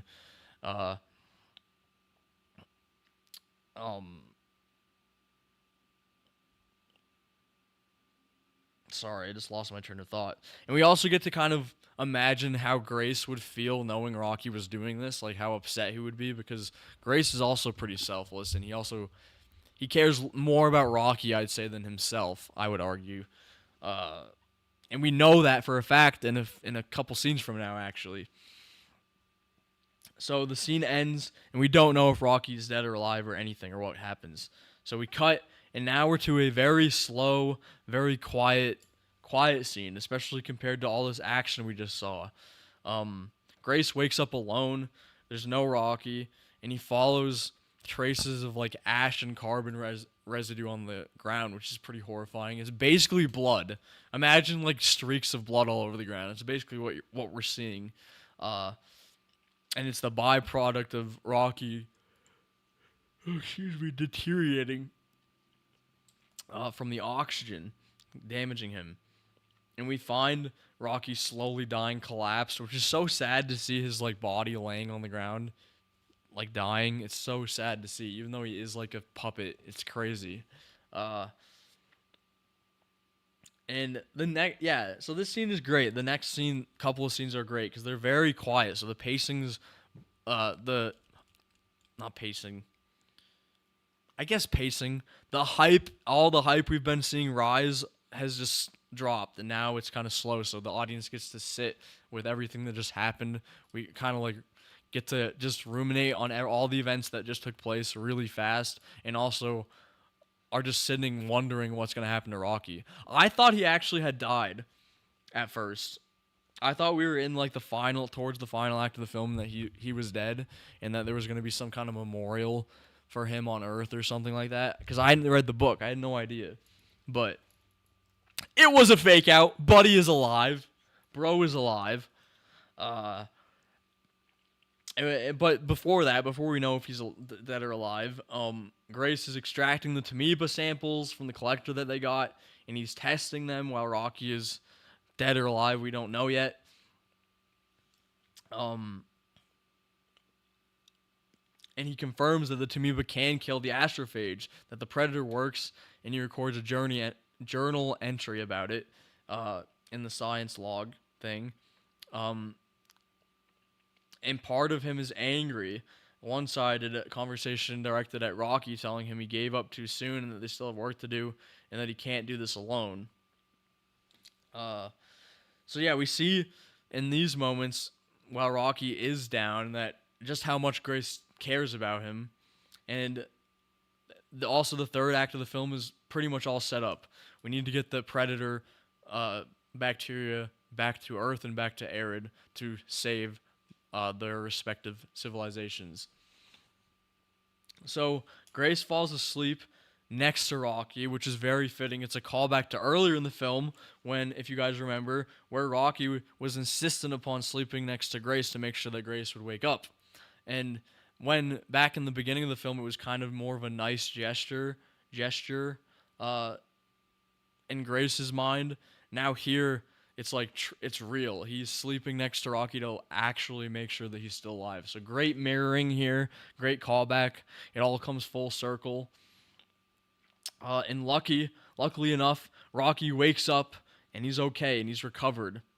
And Grace immediately hugs the ball where Rocky is, and Rocky leans into him. It's a very sweet, very, very sweet moment. Excuse me. Damn it, I need to get some water in a minute. So now what they need to do is is make sure that the Tamoeba can actually work at their respective planets. So the Tamoeba is viable, but there's a problem. Nitrogen kills it, and Venus's atmosphere contains nitrogen. Three World, the equivalent planet in Rocky's system where his star's astrophage breeds, also contains nitrogen. So Tamoeba can't survive nitrogen, which means that it's not a real cure. If it doesn't work, it's not going to, low-key needed to work to save everyone. So Grace and Rocky spend the next few weeks selectively breeding it into different strains and engineering it for nitrogen resistance through controlled exposure and selective survival. And they live in each other's pockets during the stretch of time, sharing the ship, eating together, talking through the translator again. Their friendship deepens even more into something. Wait,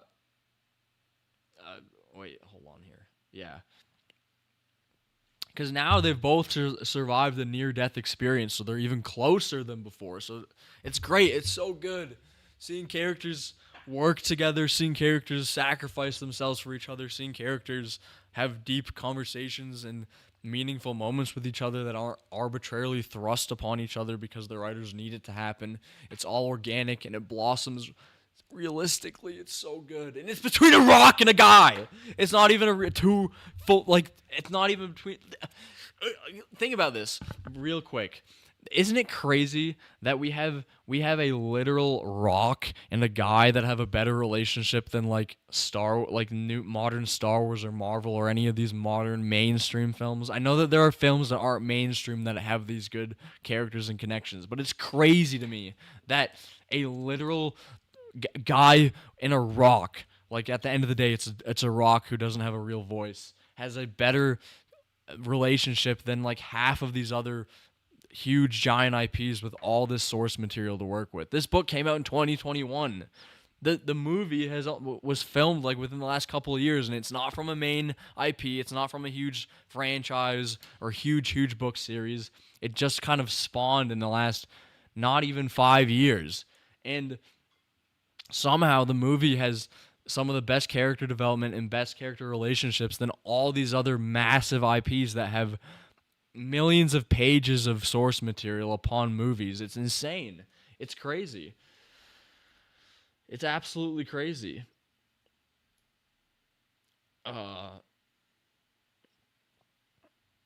Anyways,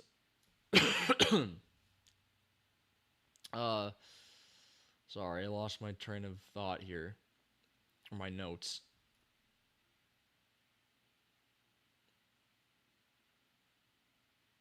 Yeah, so they're able to breed a strain that actually survives through nitrogen, and it's viable to use as a cure for their stars. And they celebrate in the VR room, and they have like little party hats. It's very sweet again. And Grace gives Rocky this hacky sack that looks like Earth. And I didn't mention this. I should have mentioned this in the beginning, but there's a hacky sack. It's the same hacky sack that Grace uses in the beginning of the film in the flashback with his students. He passes it to each of his students to answer questions.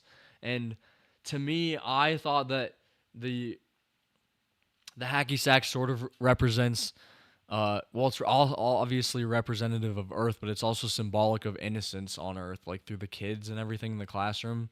So giving this to Rocky is very meaningful, and it's also emblematic of Grace's past and his love for being a teacher. It's great. It's great. Uh, and so now we have another flashback. I think it's one of the last flashbacks. And this is where Grace kind of remembers everything for the first time. Uh, Excuse me, because the drug has worn off. I think almost all the way. I think it's a drug that made him have the amnesia. Now I can't really remember if it's fully the drug or it was also something else. So maybe someone can correct me if I'm wrong about that. Uh, Yeah, so he was dragged back, he was sedated and launched, and every brave thing he's done here in the spacewalk, and the choice to stay, he did without knowing he was a coward first, which is pretty cool. It's a pretty cool um, conflict for a character to have. It's very different. And now he knows both versions of himself. Uh, so it's just cool. It's cool to see Grace go from being well, we see him as past Grace as a coward, and we see present Grace without knowing his former self being extremely brave, and then finally having him remember his entire past self as a coward, and then match that against what everything he's done now.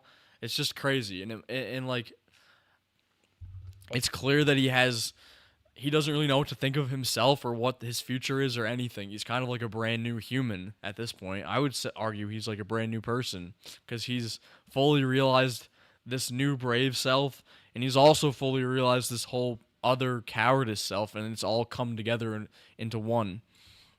It's great. It's so good. Oh, this film is so good. The book must be so good. Then I'll have to read the book at some point because if this was good, the book must be crazy good. Uh,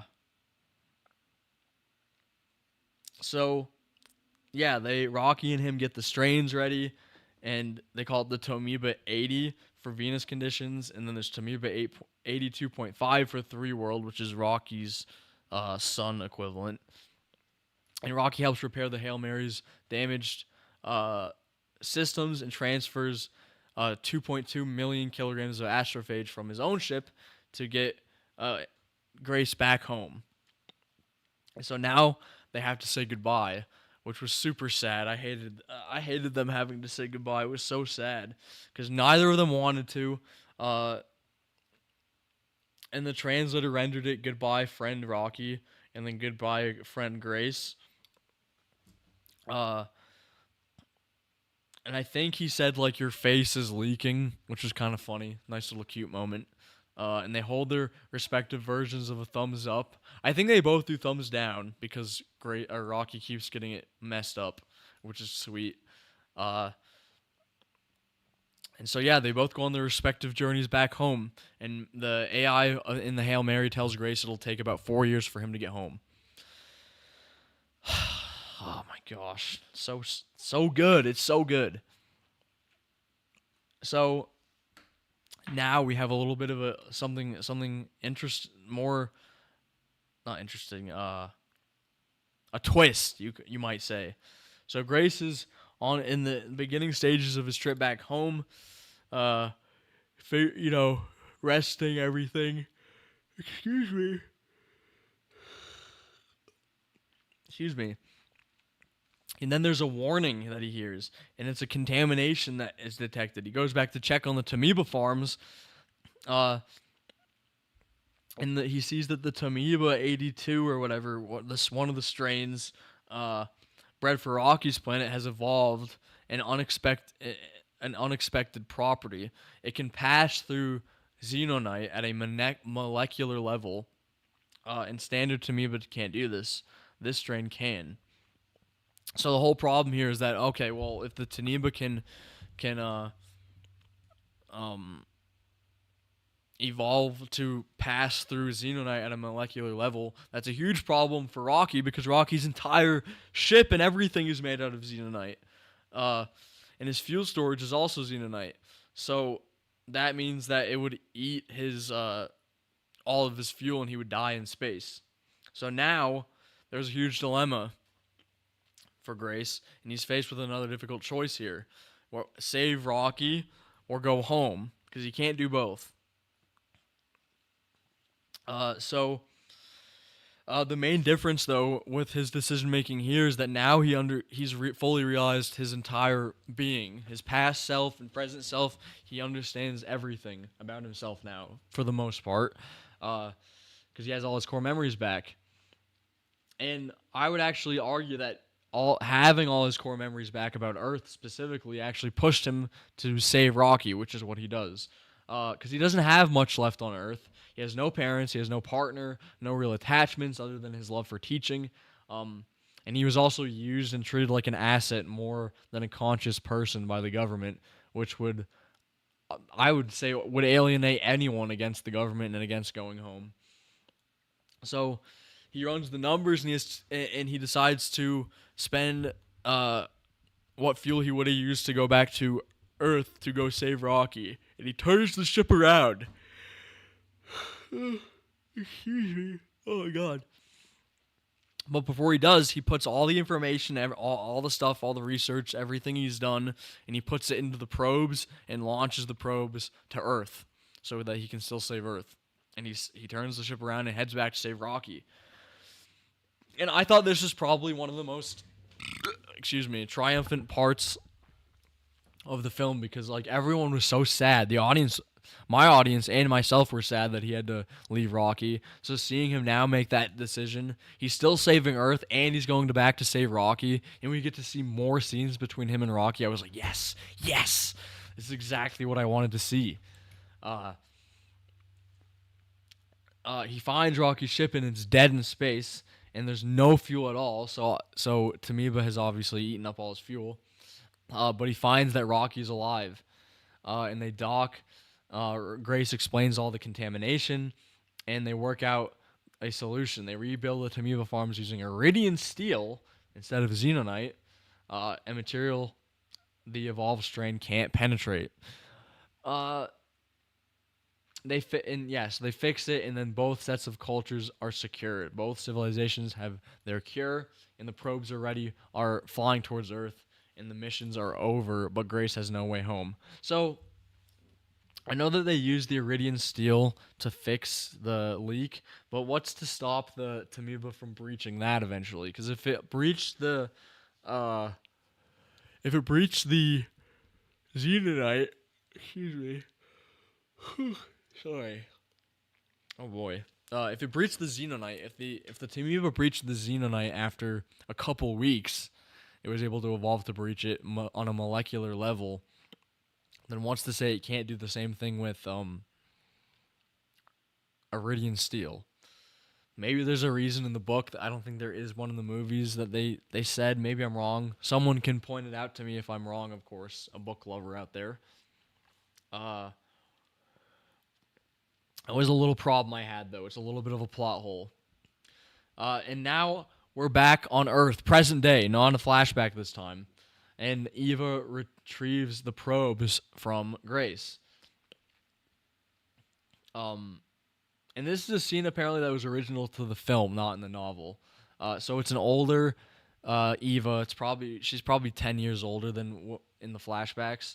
And she retrieves the probes from Grace, all his transmissions, everything, and she reads the journals, and she finds a small little gift, and it's a little human figure that Rocky made. It's very sweet because obviously it's kind of messed up that she sedated Grace and sent him out there, and I'm sure she felt bad about it, and I'm sure that Grace was upset with her about it. But it's kind of a nice moment to see him like kind of forgive her and also end things on good terms, and she smiles and she's happy about it. It's great. It's a nice little happy ending for their relationship, despite them never seeing each other again. Uh, and yeah, we see that Earth is cold, but it's still intact. And she begins working immediately with the Tamiba data to engineer the solution for the sun. And she watches all his video logs. Uh, and she kind of has seen him grow from this coward that she met to being this brave hero of Earth, which is great because it kind of is like Grace's way. These video logs and everything is Grace's way to kind of stick it to her to be like, I am a hero. I did do the courageous thing, but in a nice way. He's not being like a jerk about it. It's great. And I had a funny moment about this scene actually. So after the movie, because we came away and we were talking about it in the car, my cousin and some of my friends, and a few people didn't understand what was happening visually here. So in the scene, Eva is on this like, I can't remember if she's on the aircraft carrier or not. I think she's on an icebreaker because she's. Oh my god, I'm having a stroke while I'm talking. She's on this icebreaker of the ship in the middle of a frozen ocean, and they're going through all these ice blocks and everything. And someone someone was like, I thought she was in salt, and we were just like, well, how would she be driving through dried up salt? And then someone else was like, oh, I thought she was in the Arctic. Me and my cousin were like, oh, well, we just thought that the Earth had gotten so cold that all the oceans were starting to freeze. But I don't think that got across properly. Rightfully so. I'm not making fun of people who didn't understand it. I like because you'd assume it's not clear that that's what's happening. You can implicate it maybe, but I think it might have been more helpful to the audience maybe to have like the ship off the coast of some like typically tropic city like Miami, I don't know, something like that, and maybe then show that it was frozen to demonstrate just how in dire straits the Earth was.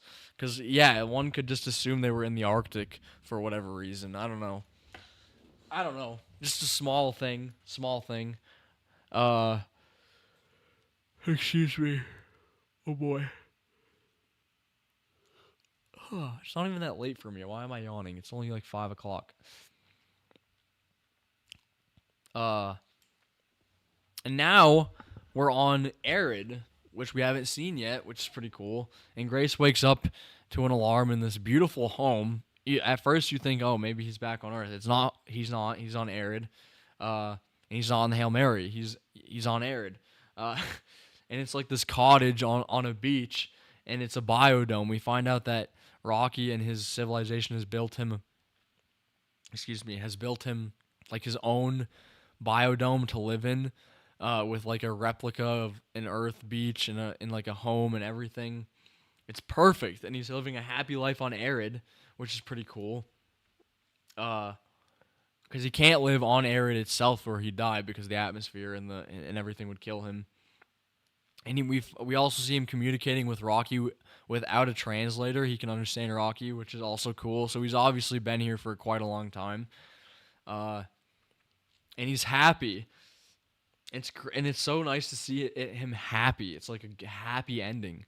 And he gets the news that Earth's sun has been saved and returned to full luminance. And Rocky and him and Grace are happy.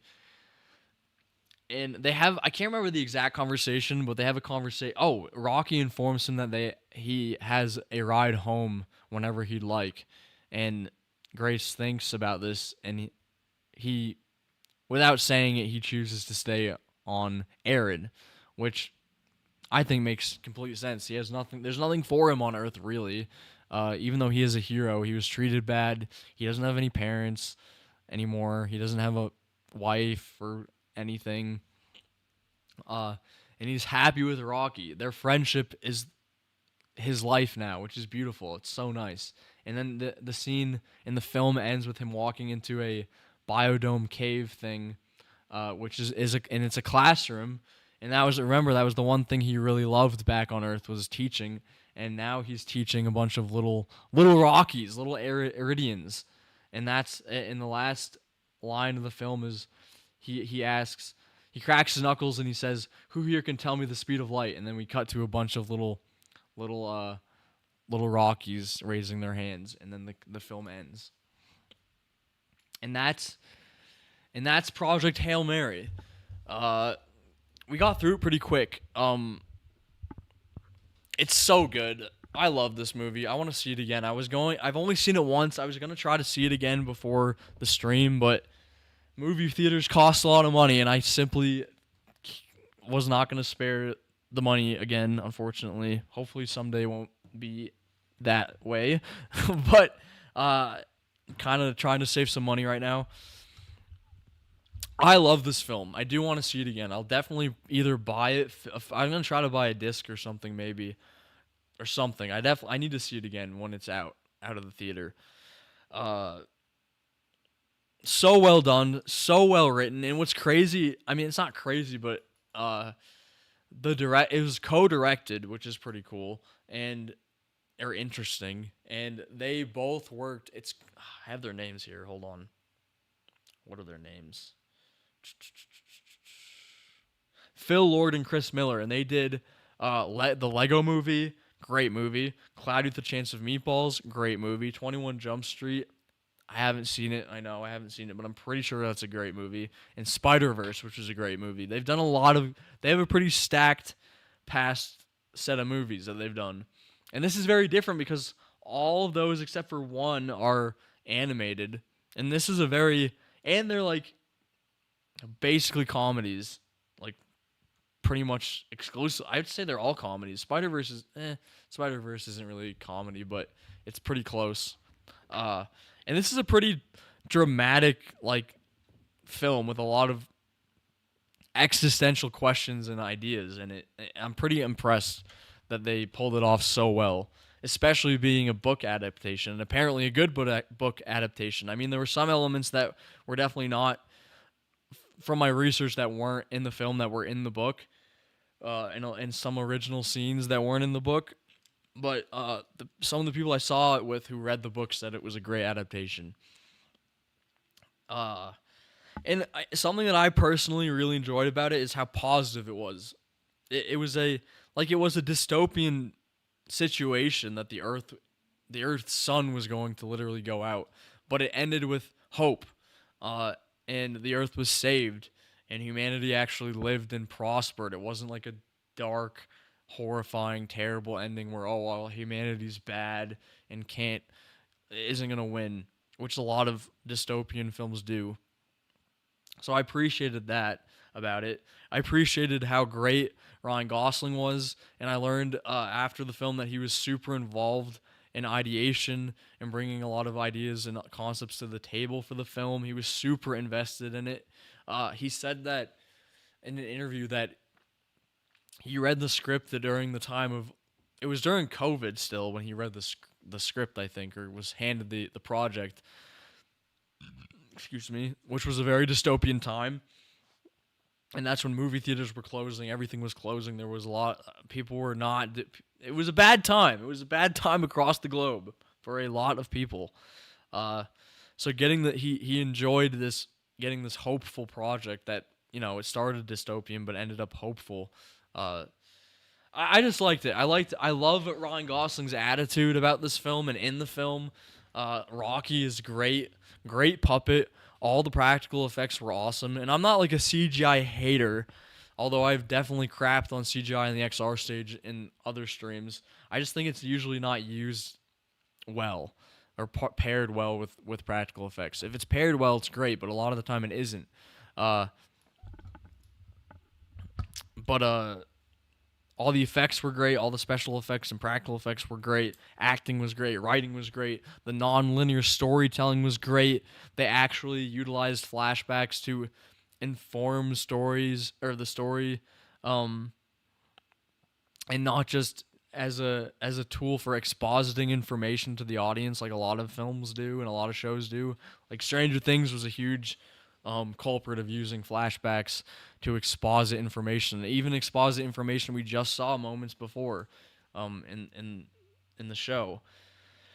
It treated its audience like it was intelligent, like it was smart. Not everything was spoon fed. All the concepts were kind of also left up to interpretation as well. Uh, it was great. I was a huge fan. Great top tier movie. And I guess now we can get into some of the meta information, which I do find pretty interesting as well. Uh, that I mean, it's not like a ton of stuff. Just a couple things that I wanted to talk about. I guess we can start with the box office and the budget for this film, which is there is some weird stuff going on with the reporting and the news about this film and its budget, its finances. So the film had a budget at about $200 million. By the way, this film was made. It was an MGM Amazon original film, and it had a budget of $200 million, which is that's a lot of money. And it has a box office so far at about 140, 150 million. It debuted with 80.6 million at the box office, and or domestically, and then globally, including globally, it's made about 140 billion. Or no, million, not 140 billion, 140 million. But which is a substantial amount of cash, obviously, but it's losing money. Like it just is mathematically, like it is. And I'm saying this like that because a lot of articles are like trying to say otherwise or are admitting that it's lost money. It's really weird. And the estimated marketing, they don't ever disclose marketing, which is pretty upsetting. I would like to see the marketing for a lot of these new films, but apparently the marketing was like around 100 million or something like that. So this film was 200 to 240 or $300 million movie, including marketing, and it only made 140 million so far.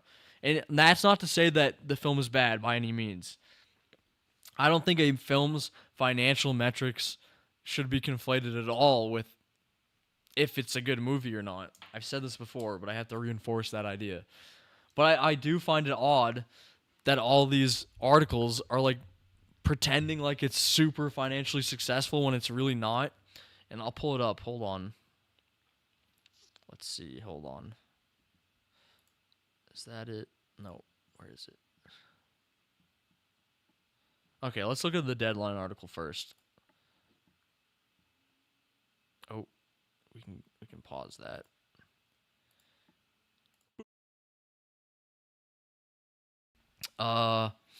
This is Deadline. So Deadline usually has pretty good estimates for budgets. They get a lot of good insider information. So, according to Deadline, and this article came out like 6 hours ago or so. Amazon MGM Studios Project Hail Mary ends its first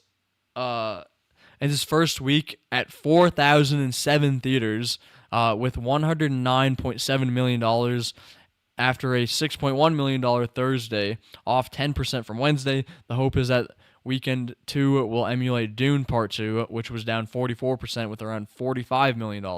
So, okay, so it says here that it might break even. Still not like huge, to be honest. Let's see, is this the other one? Here's another Variety. Box office. Ryan Gosling's Project Hail Mary scores biggest debut of year with $80.5 million, sets Amazon MGM record. Like, okay, sure, but it's just weird. First of all, it's only March. We're only really we're almost 3 months into the year. Let's just see. A stellar $80.5 million in its box office launch to deliver a much-needed theatrical win. It's not a win. Financially, it's not a win. Like, they're lying. I don't know what's happening here.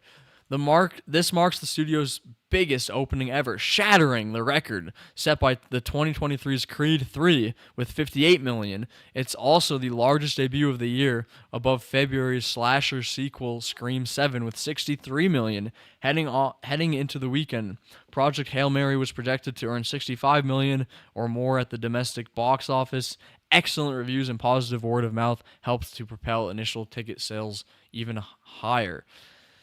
Again, okay, great, but it's also, you're not mentioning that the film cost 200 million to make. 80 million against 200 million is not good. Even 140 million is not good against 200 million, and that's a conservative number. I just find it odd that all these what? You're not telling the truth here. Yeah, Project Hail Mary also scored the international box office with 60 million from 82 markets for a global start of 140.9 million. Yes, okay, $60 million below the budget, and that's not including the marketing.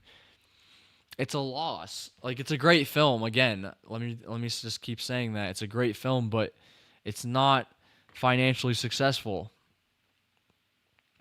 Yeah, it cost 200 million to produce and many millions more to market. Like I said, apparently it was around 100 to 150 million dollars to market. So it could be anywhere between 200 million, 250 million to 350 million dollars when you factor marketing costs into the mix. And all these articles are like huge, stellar, 80 million dollar, 140. No, those are not good numbers.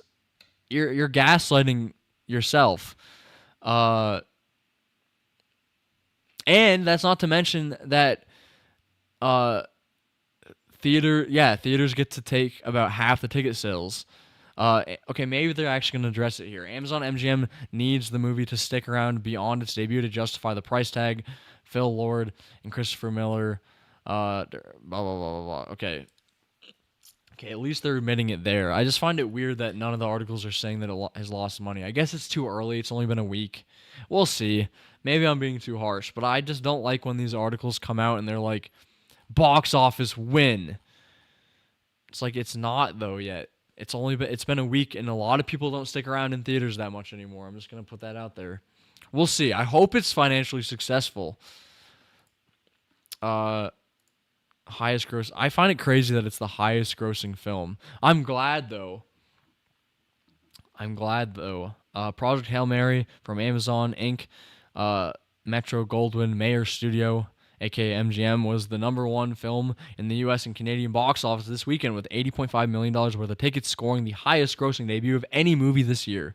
It's only been 3 months, but still, I guess that's pretty good.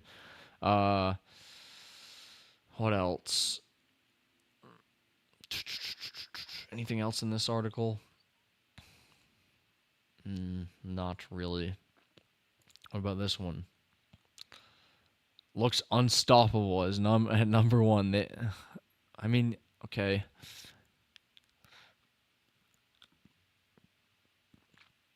It's poised to repeat at #1 with another strong showing in the $40 million to $50 million range, a solid hole after last weekend's massive $80.5 million debut.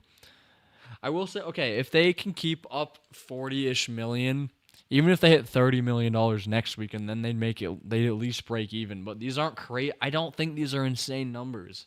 I don't know. I feel like an insane number would be if it debuted with 200 million or something like that, like total, not like domestic. If it debuted with like 200 million, okay, sure. There's a lot of Hollywood accounting being done, which, if you guys don't know what Hollywood accounting is, it's basically where the accountants upcharge things or make things look more expensive than they are, so they can justify not paying certain people their full rates. Like, I'm trying to give an example. There are a few films like Return of the Jedi. Apparently they said that Return of the Jedi, what was it, 21st Century Fox that did Return of the Jedi? They said that it was a financial disappointment. They claimed it was a loss. And a lot of other films or studios have done this, where they claim that a film is a loss, even though it obviously isn't, and they rack up all these charges to justify not paying everyone their back end pay, or at least to the full amount. It's crazy. So maybe that's part of it. I don't know. What else? And this is the list of movies that they've done. in recent times, because I don't even know what movies they've done lately. Oh, this is 2015. Let's go to some newer stuff. 2020. Let's see. I've never heard of any of these. Do you guys know any of these movies? Okay, Les Mis. I know this. Wait, what? I don't remember this at all. 2020. Okay, that makes more sense. Nocturne. Don't know that. Have any of you? Okay, the Tomorrow War I have heard of, but it was bad. I heard it was bad. Cinderella. What? They did a Cinderella movie?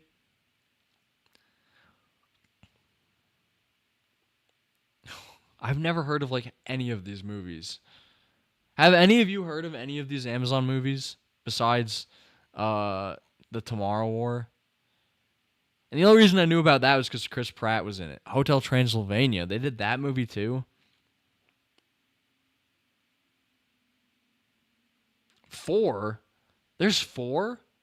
No, there's not. No shot.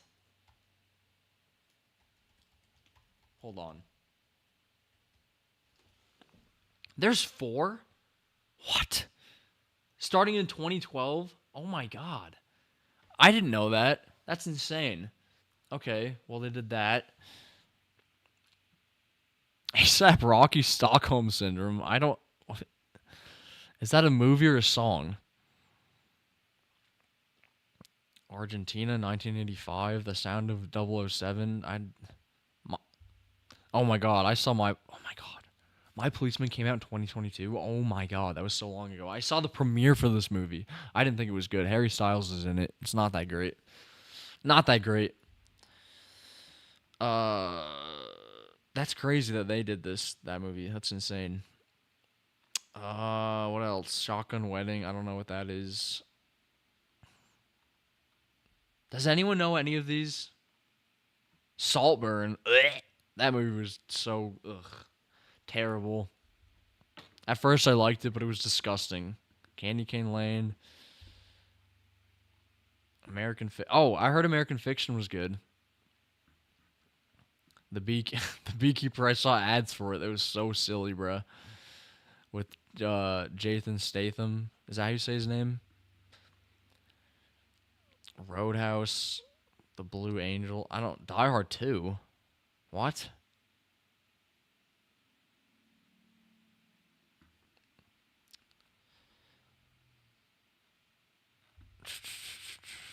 Anyways, sorry. I was just looking to see like what, because it's saying this is their strongest. All these articles are saying that Project Hail Mary is Amazon's strongest debut. So I wanted to see what else they've done. I've never heard of like the majority of what's on this list. Merv. What is Merv? I'm gonna click on it. I'm just curious.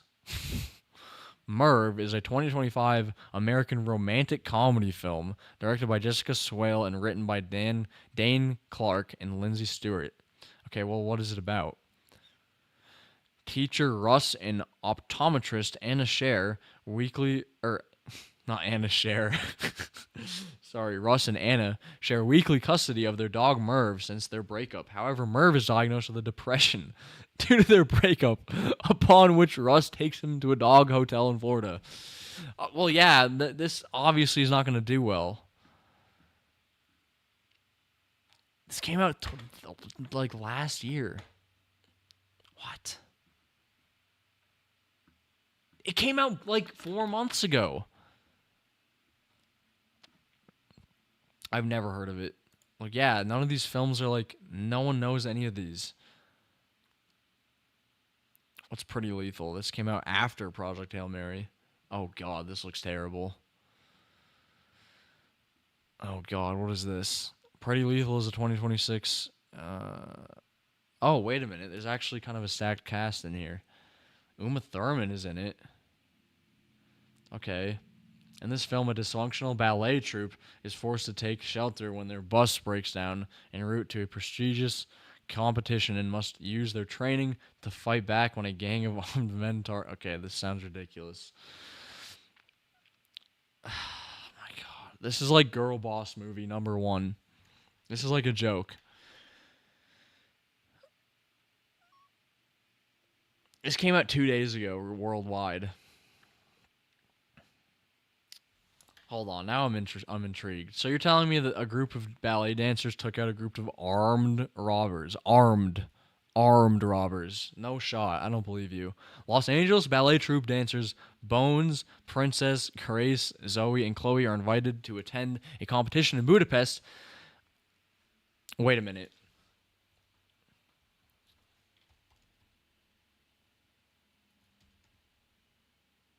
Oh, it's in Hungary. Okay. I thought it was Romania. I'm stupid. Sorry, my bad.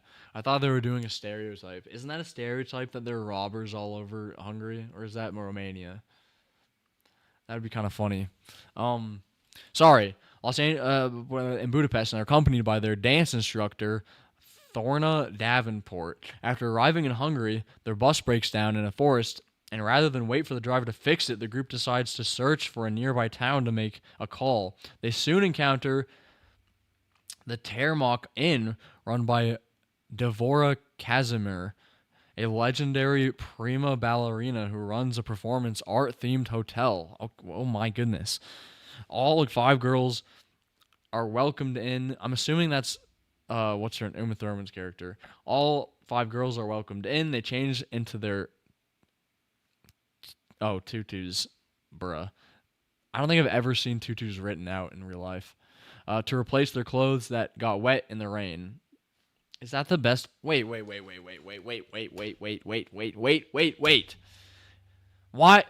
They didn't have any other clothes. They had to change into their tutus. They had to. They had no.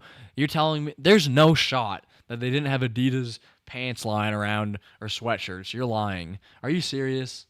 They had to change. They had no choice but to change into their tutus instead of anything else because their clothes got wet. What? You're lying. Maybe if there's no, you're lying. While taking Chloe into the ladies' room, Thorna discovers Devora and her sons torturing someone. Wait, who? Huh? Discovers Devora. Who's Devora? Was Devora mentioned already? Oh, run by Devora Cat. Oh, oops, my bad. She runs the inn. Devora and her sons torturing someone and branding his tongue. She decides to get the girls out of the hotel, but is halted by vicious gangster Pasha Markovic, an evil Russian, or evil Balkan, of course, after she rejected his unwanted advances. Oh my god. Thorna knees him in the groin. Damn, this whole movie is in this Wikipedia page. After she rejected, Thorna knees him in the groin. As a result, Pasha shoots Thorna in the head, killing her. Oh my gosh. Devora is displeased by this, and Bones, why is that your nickname, Bones, as a ballerina? I'm just surprised. Attempts to flee, only to be recaptured and tied up while the rest of the girls are escorted into the basement. Angered by Pasha's actions, Devora refuses to provide protection payment until she meets his father and hire. Okay, this is ridiculous. I'm done. This is ridiculous. I bet I can break this down immediately. It's boss girls in a precarious situation. They're also dancers. They have to wear the tutus because it's going to be feminism against masculinity, which is fine, but it's just done very blatant and not very subtle or well done at all. The armed robbers are just stupid and don't do it. I bet there's scenes where they're running at people with their guns in hand, like in every bad action movie. And for some reason, even though it's a ballerina versus an armed robber, they're gonna kick the guns out of everyone's hands and win immediately, and the strongest person is gonna be the evil girl boss, who's misunderstood. I bet she's misunderstood. Let's just check. Dare I check to see? Let me guess. She's misunderstood, and she's perceived as like she's bad, but she had to be bad because like a guy or something ruined something in her life, and that's the reason. Let's see if that's true. Uh, all five girls were okay. Let's see. Uh,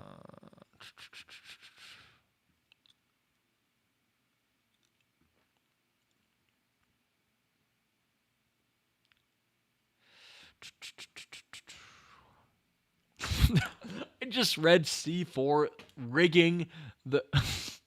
Devora is rigging the hotel with C4 explosives. Maybe I have to watch this movie on stream. This sounds hilarious. Uh,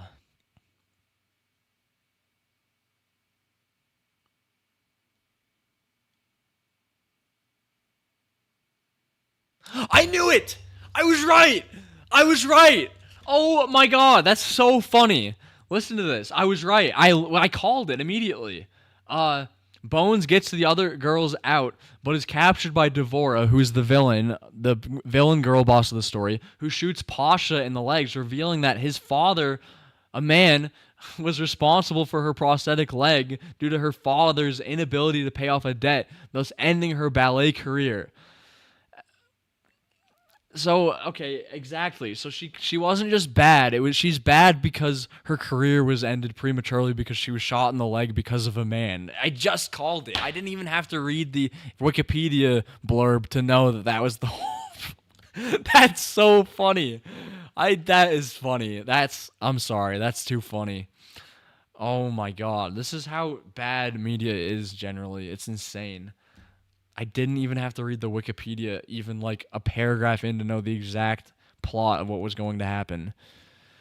She wasn't bad because she no, she can't just be bad. She's bad because a man ruined her life. She's not a true it's always like that. And I'm sorry. I'm not trying to be like an asshole, but can we move on? Like, can we have better stories than that? Like, oh, a guy was bad once, so now that's why the girl boss is a villain girl boss, and blah blah blah blah blah. It's like, bro, okay. So it's not her fault. That's what they're saying. It can't be her fault that she's bad. It's because of a man that she's a big bad. Oh my god, that's funny. Okay, anyways, sorry that we went down a little bit of a tangent here. Uh, let's see. Oh, are there any other things I wanted to read? I had a few articles up here. Anyways, that was a little bit of a tangent. But yeah, the film was great. I do think that the box office articles are a little bit silly. Uh, I just think that's a little silly because hold on, let me get rid of this. Oops. It just bothers me when they do that, when they make these articles like with these blanketed statements like huge, massive, stellar, crazy success, like financial success, even though it lost money. Like it did lose money. I'm sorry, it did. It's a great movie. It has lost money thus far. It needs to make. Let's do the math real quick. Let me ask Chat GPT, or let me ask Gemini.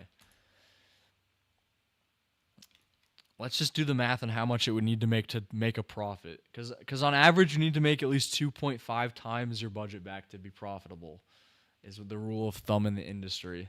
I'm pretty sure. Let's see. If my movie cost between 200 million and oops. I want to keep the chat there. 200 million and let's just be conservative and say 300 million, including marketing. Just to make how much money would I need to make, or would it need to make, not me. I'm not going into the theaters. Would it need to make in theaters to make a profit and or break even? Let's see. Determining the break-even point for a major blockbuster is more complex than just covering the production budget. Yes, I know. In the modern film industry, the general rule of thumb is that a movie needs to earn roughly 2 to 2.5 times its production budget. I was right. at the global box office to break even. For a movie costing between 200 million and 300 million, here's how the math breaks down. Break even targets, production budget at 200 million. The conservative break even point two times is 400 million. Industry standard is 500 million. At $250 million budget, conservative break even is 500 million. Industry standard is 625 million. And with a production budget of 300 million, a conservative break even is 600 million, and an industry standard is 750 million. So let's stick with the first budget, not including marketing. 200 million, with a conservative break even of 400 million. So it needs to at least make 400 million to break even, and it needs to make 500 million dollars to be considered profitable. But all the it's debuted with $140 million, and it's gonna probably, and they're expecting it to drop 44% at movie ticket sales next week or this week. Like, what? And how are all these articles getting away with saying that it's like a massive success? It's really not a financial success. I'm sorry, it's not. As much as I'd like for it to be, because I think it is a fantastic, like, top tier film, it simply isn't.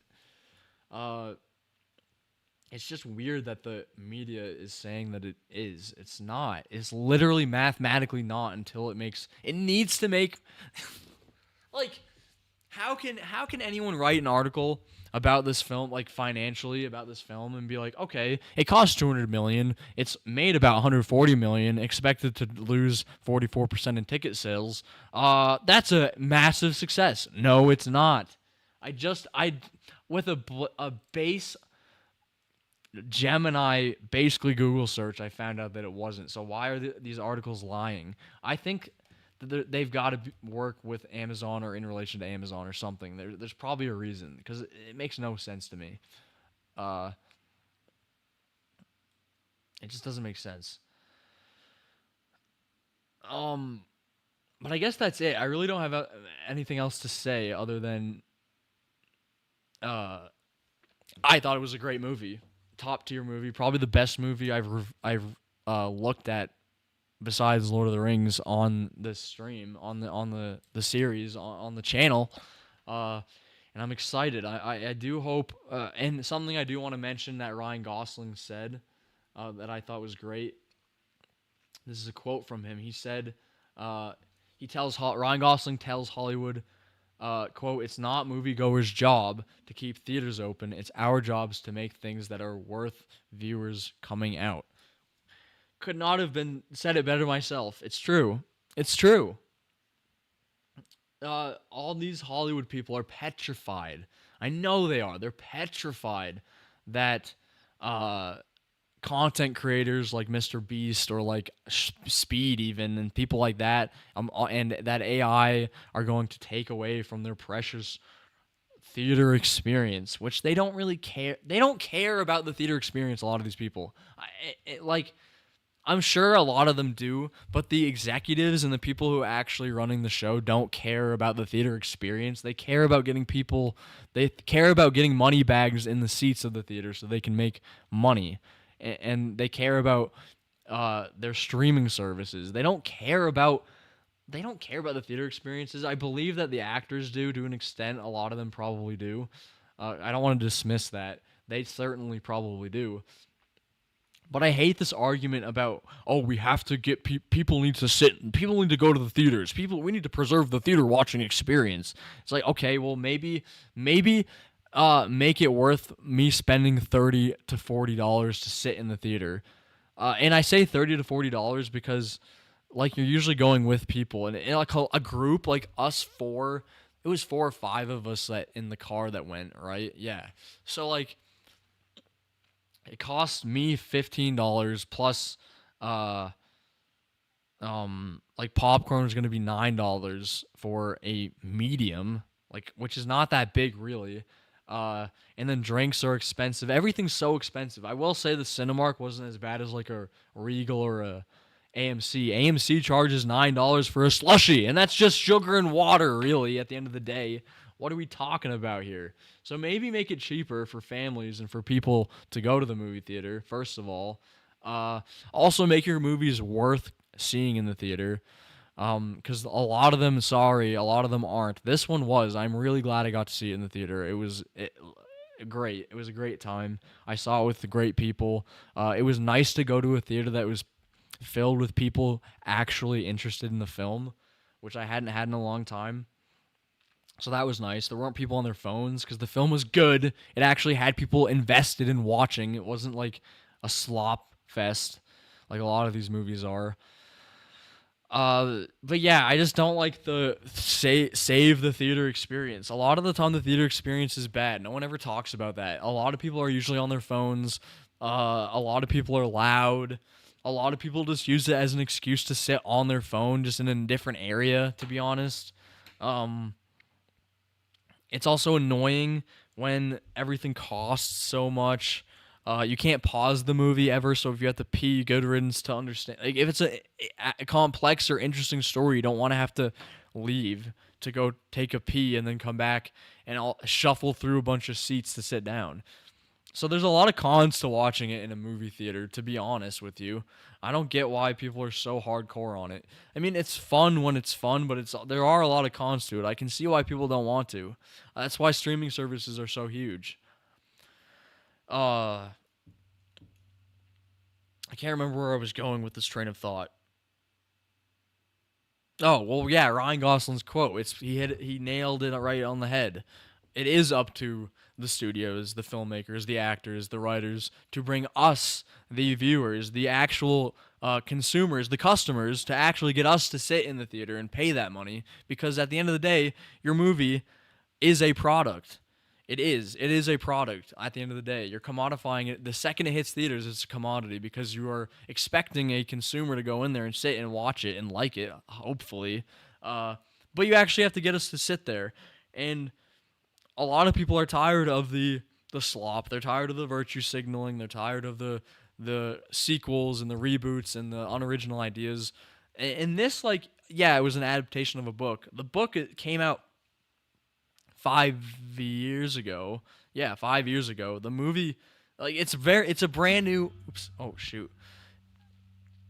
It's a brand new idea. It's a brand new thing, and it so far is doing a decent job in uh the theaters. I'm not gonna say it's failing. It hasn't made its money back yet. I think it can eventually. I just thought that the articles are overplaying it, but it certainly is the talk of the town in the movie sphere. This movie, and I'm impressed. I'm super impressed, especially because it's a big budget original story. And we need more of that. I think even Ryan Gosling was mentioning something about how we need more original stories and we need more positive stories. I'm sick of seeing all these like anti-humanity or anti-blank group or anti-oppression or anti all these like things trying to be socially just and trying to be hip with the political sphere of things and hip with whatever. Can we like this was just a good story. We just need good stories that tell I don't know. Like, it doesn't have to be. This is a pretty simple story when you get down to brass tacks. A guy meets a cowardly man, finds himself on a spaceship alone, and has to piece together his mission to save his civilization with the help of an alien friend. That's pretty much the story. It's very simple when you write it like a logline version of it or a blurb version of it. It's nothing crazy. Like we don't need a complex social justice filled like political thing to come away from and be like I'm a good person because I watched this movie because it's telling me that X group isn't bad or that blank can stand up to blank. Like we don't need that. We just need good stories. And those elements can be present in them, but if you start with those themes before you if you put those themes and those political things and virtue signaling before your story, you're going to lose your audience immediately because it's so obvious when these movies and shows and things put those first. Like The Acolyte, for existence, the Star Wars show that got canceled, thank God. That was just basically it was literally about a bunch of lesbian space witches that hated the Jedi because the Jedi were bad. And all the men were bad, and it's like, okay, we get it. Men are not always good people. We get it. Like but like, and I don't want to demean the stories that are good about those subjects, like about domestic abuse or about women's suffrage. Those are important stories, and those are important subjects. But you're alienating people when you dumb down the subject so much where you have like stupid men in every scene that get like destroyed immediately by every woman, and then the woman just looks like she's getting pandered to because she has no obstacles, she's good at everything, and everyone loves her. It's insane. But this story, yes, it was about a man, but there were strong female characters in it. We had Sandra Hüller's character, Eva Strat, who was a very I wouldn't say she's a hero or a villain, but she was complex and she did what needed to be done. She wasn't afraid to sedate what's his name? Sedate Grace and send him up into space. She had a lot of her own reasons for doing so. She had her own she had her own moral compass to go by that she struggled with. And she was an interesting and strong character. She had to lead Earth basically to survival and do a lot of things that a lot of people wouldn't want to have to do. It's, I don't know. And the thing with that is it's not on the nose. Like, we didn't need to be spoon-fed it like a lot of these other shows and movies do. We saw it naturally happen. And that's what matters. We need more natural, organic storytelling without overt virtue signaling. In any direction. We don't need left or right virtue signaling. Anyways, I think that's all I really have to say on the subject. I loved this movie. I loved the characters, the theme. I loved everything about it. The writing was on point. The non-linear storytelling was handled extremely well. The effects were great. Everything to do with it was great. The book appears to be really good too, so I might have to check out the book. Trying to think if there's anything else.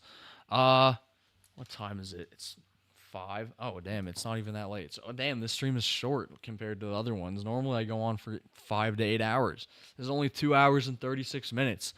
I might come back with a second stream where I play a game or something, because I've been trying to do that, trying to find time to do that, because I think it would be fun to play a game on stream, because I haven't done it yet.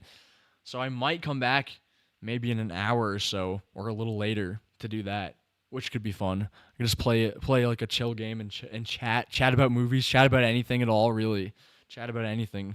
Because I'm trying to move the show in a direction where, yes, there's a lot of focus on film and about storytelling, but I'd also like to talk about other subjects, other media-related subjects maybe.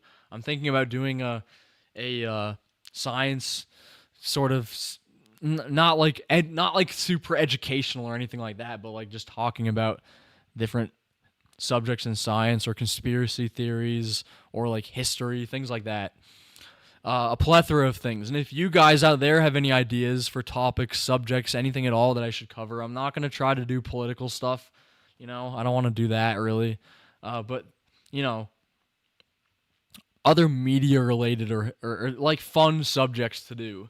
Oh, and yeah, I'm going to try to do games, but my computer's low-key really bad now, unfortunately. It's like 10 years old, so I can't really play that many games well while streaming. So it's going to have to be either browser games, Minecraft, or like, I don't know, something like that. I've been playing, actually, a game that I've been playing a lot recently is Pixel Gun 3D. That game is actually so fun. I used to play it when I was younger, and I was like, hey, maybe that would run well on my computer. It does. It's so good. It's so fun. I'm actually good at it. It's crazy. I'm usually bad at those at shooters, but I'm actually good at that one. Maybe I'll play that. I tried playing Burgle and Gnomes the other day, and I tried streaming it on Twitch just to test it out, and it did not work. It was so laggy. It was awful. But yeah, we'll see. So anyone out there, if you have any game recommendations that aren't so like nothing like nothing like Elden Ring or like something like that. But if you have any game suggestions that might not be so hard on my computer that I could play on stream until I can maybe someday afford a nicer computer, please let me know. And if you have any subjects, any ideas, any topics that you'd like me to discuss or debate, who knows, anything really, let me know. I hope you enjoyed today's movie stream, today's review, today's breakdown. Please share, please subscribe, please like. It does truly help out. I know a lot of people say I feel like people say that and not everyone thinks it's true, but it actually does. So please subscribe, please like. It actually does help. So please do it. I would really appreciate it. And if you know people who might be interested, please share the content. This is our 9th stream, so there's 9. There's probably like 40 or there's probably like 60 to 80 hours. Maybe not 80 hours. There's definitely over 60 hours of content of streams to check out if anyone's interested. So I guess that's it for today's stream. I might come back later. I'm not sure yet to play a game, but who knows. Anyways, that's it for Ekasala Unfiltered Episode 9, Project Hail Mary, a win for cinema. A certified win for cinema from Zach Ekasala. So please enjoy the rest of your evening, and maybe I'll see you later. Have a fantastic night.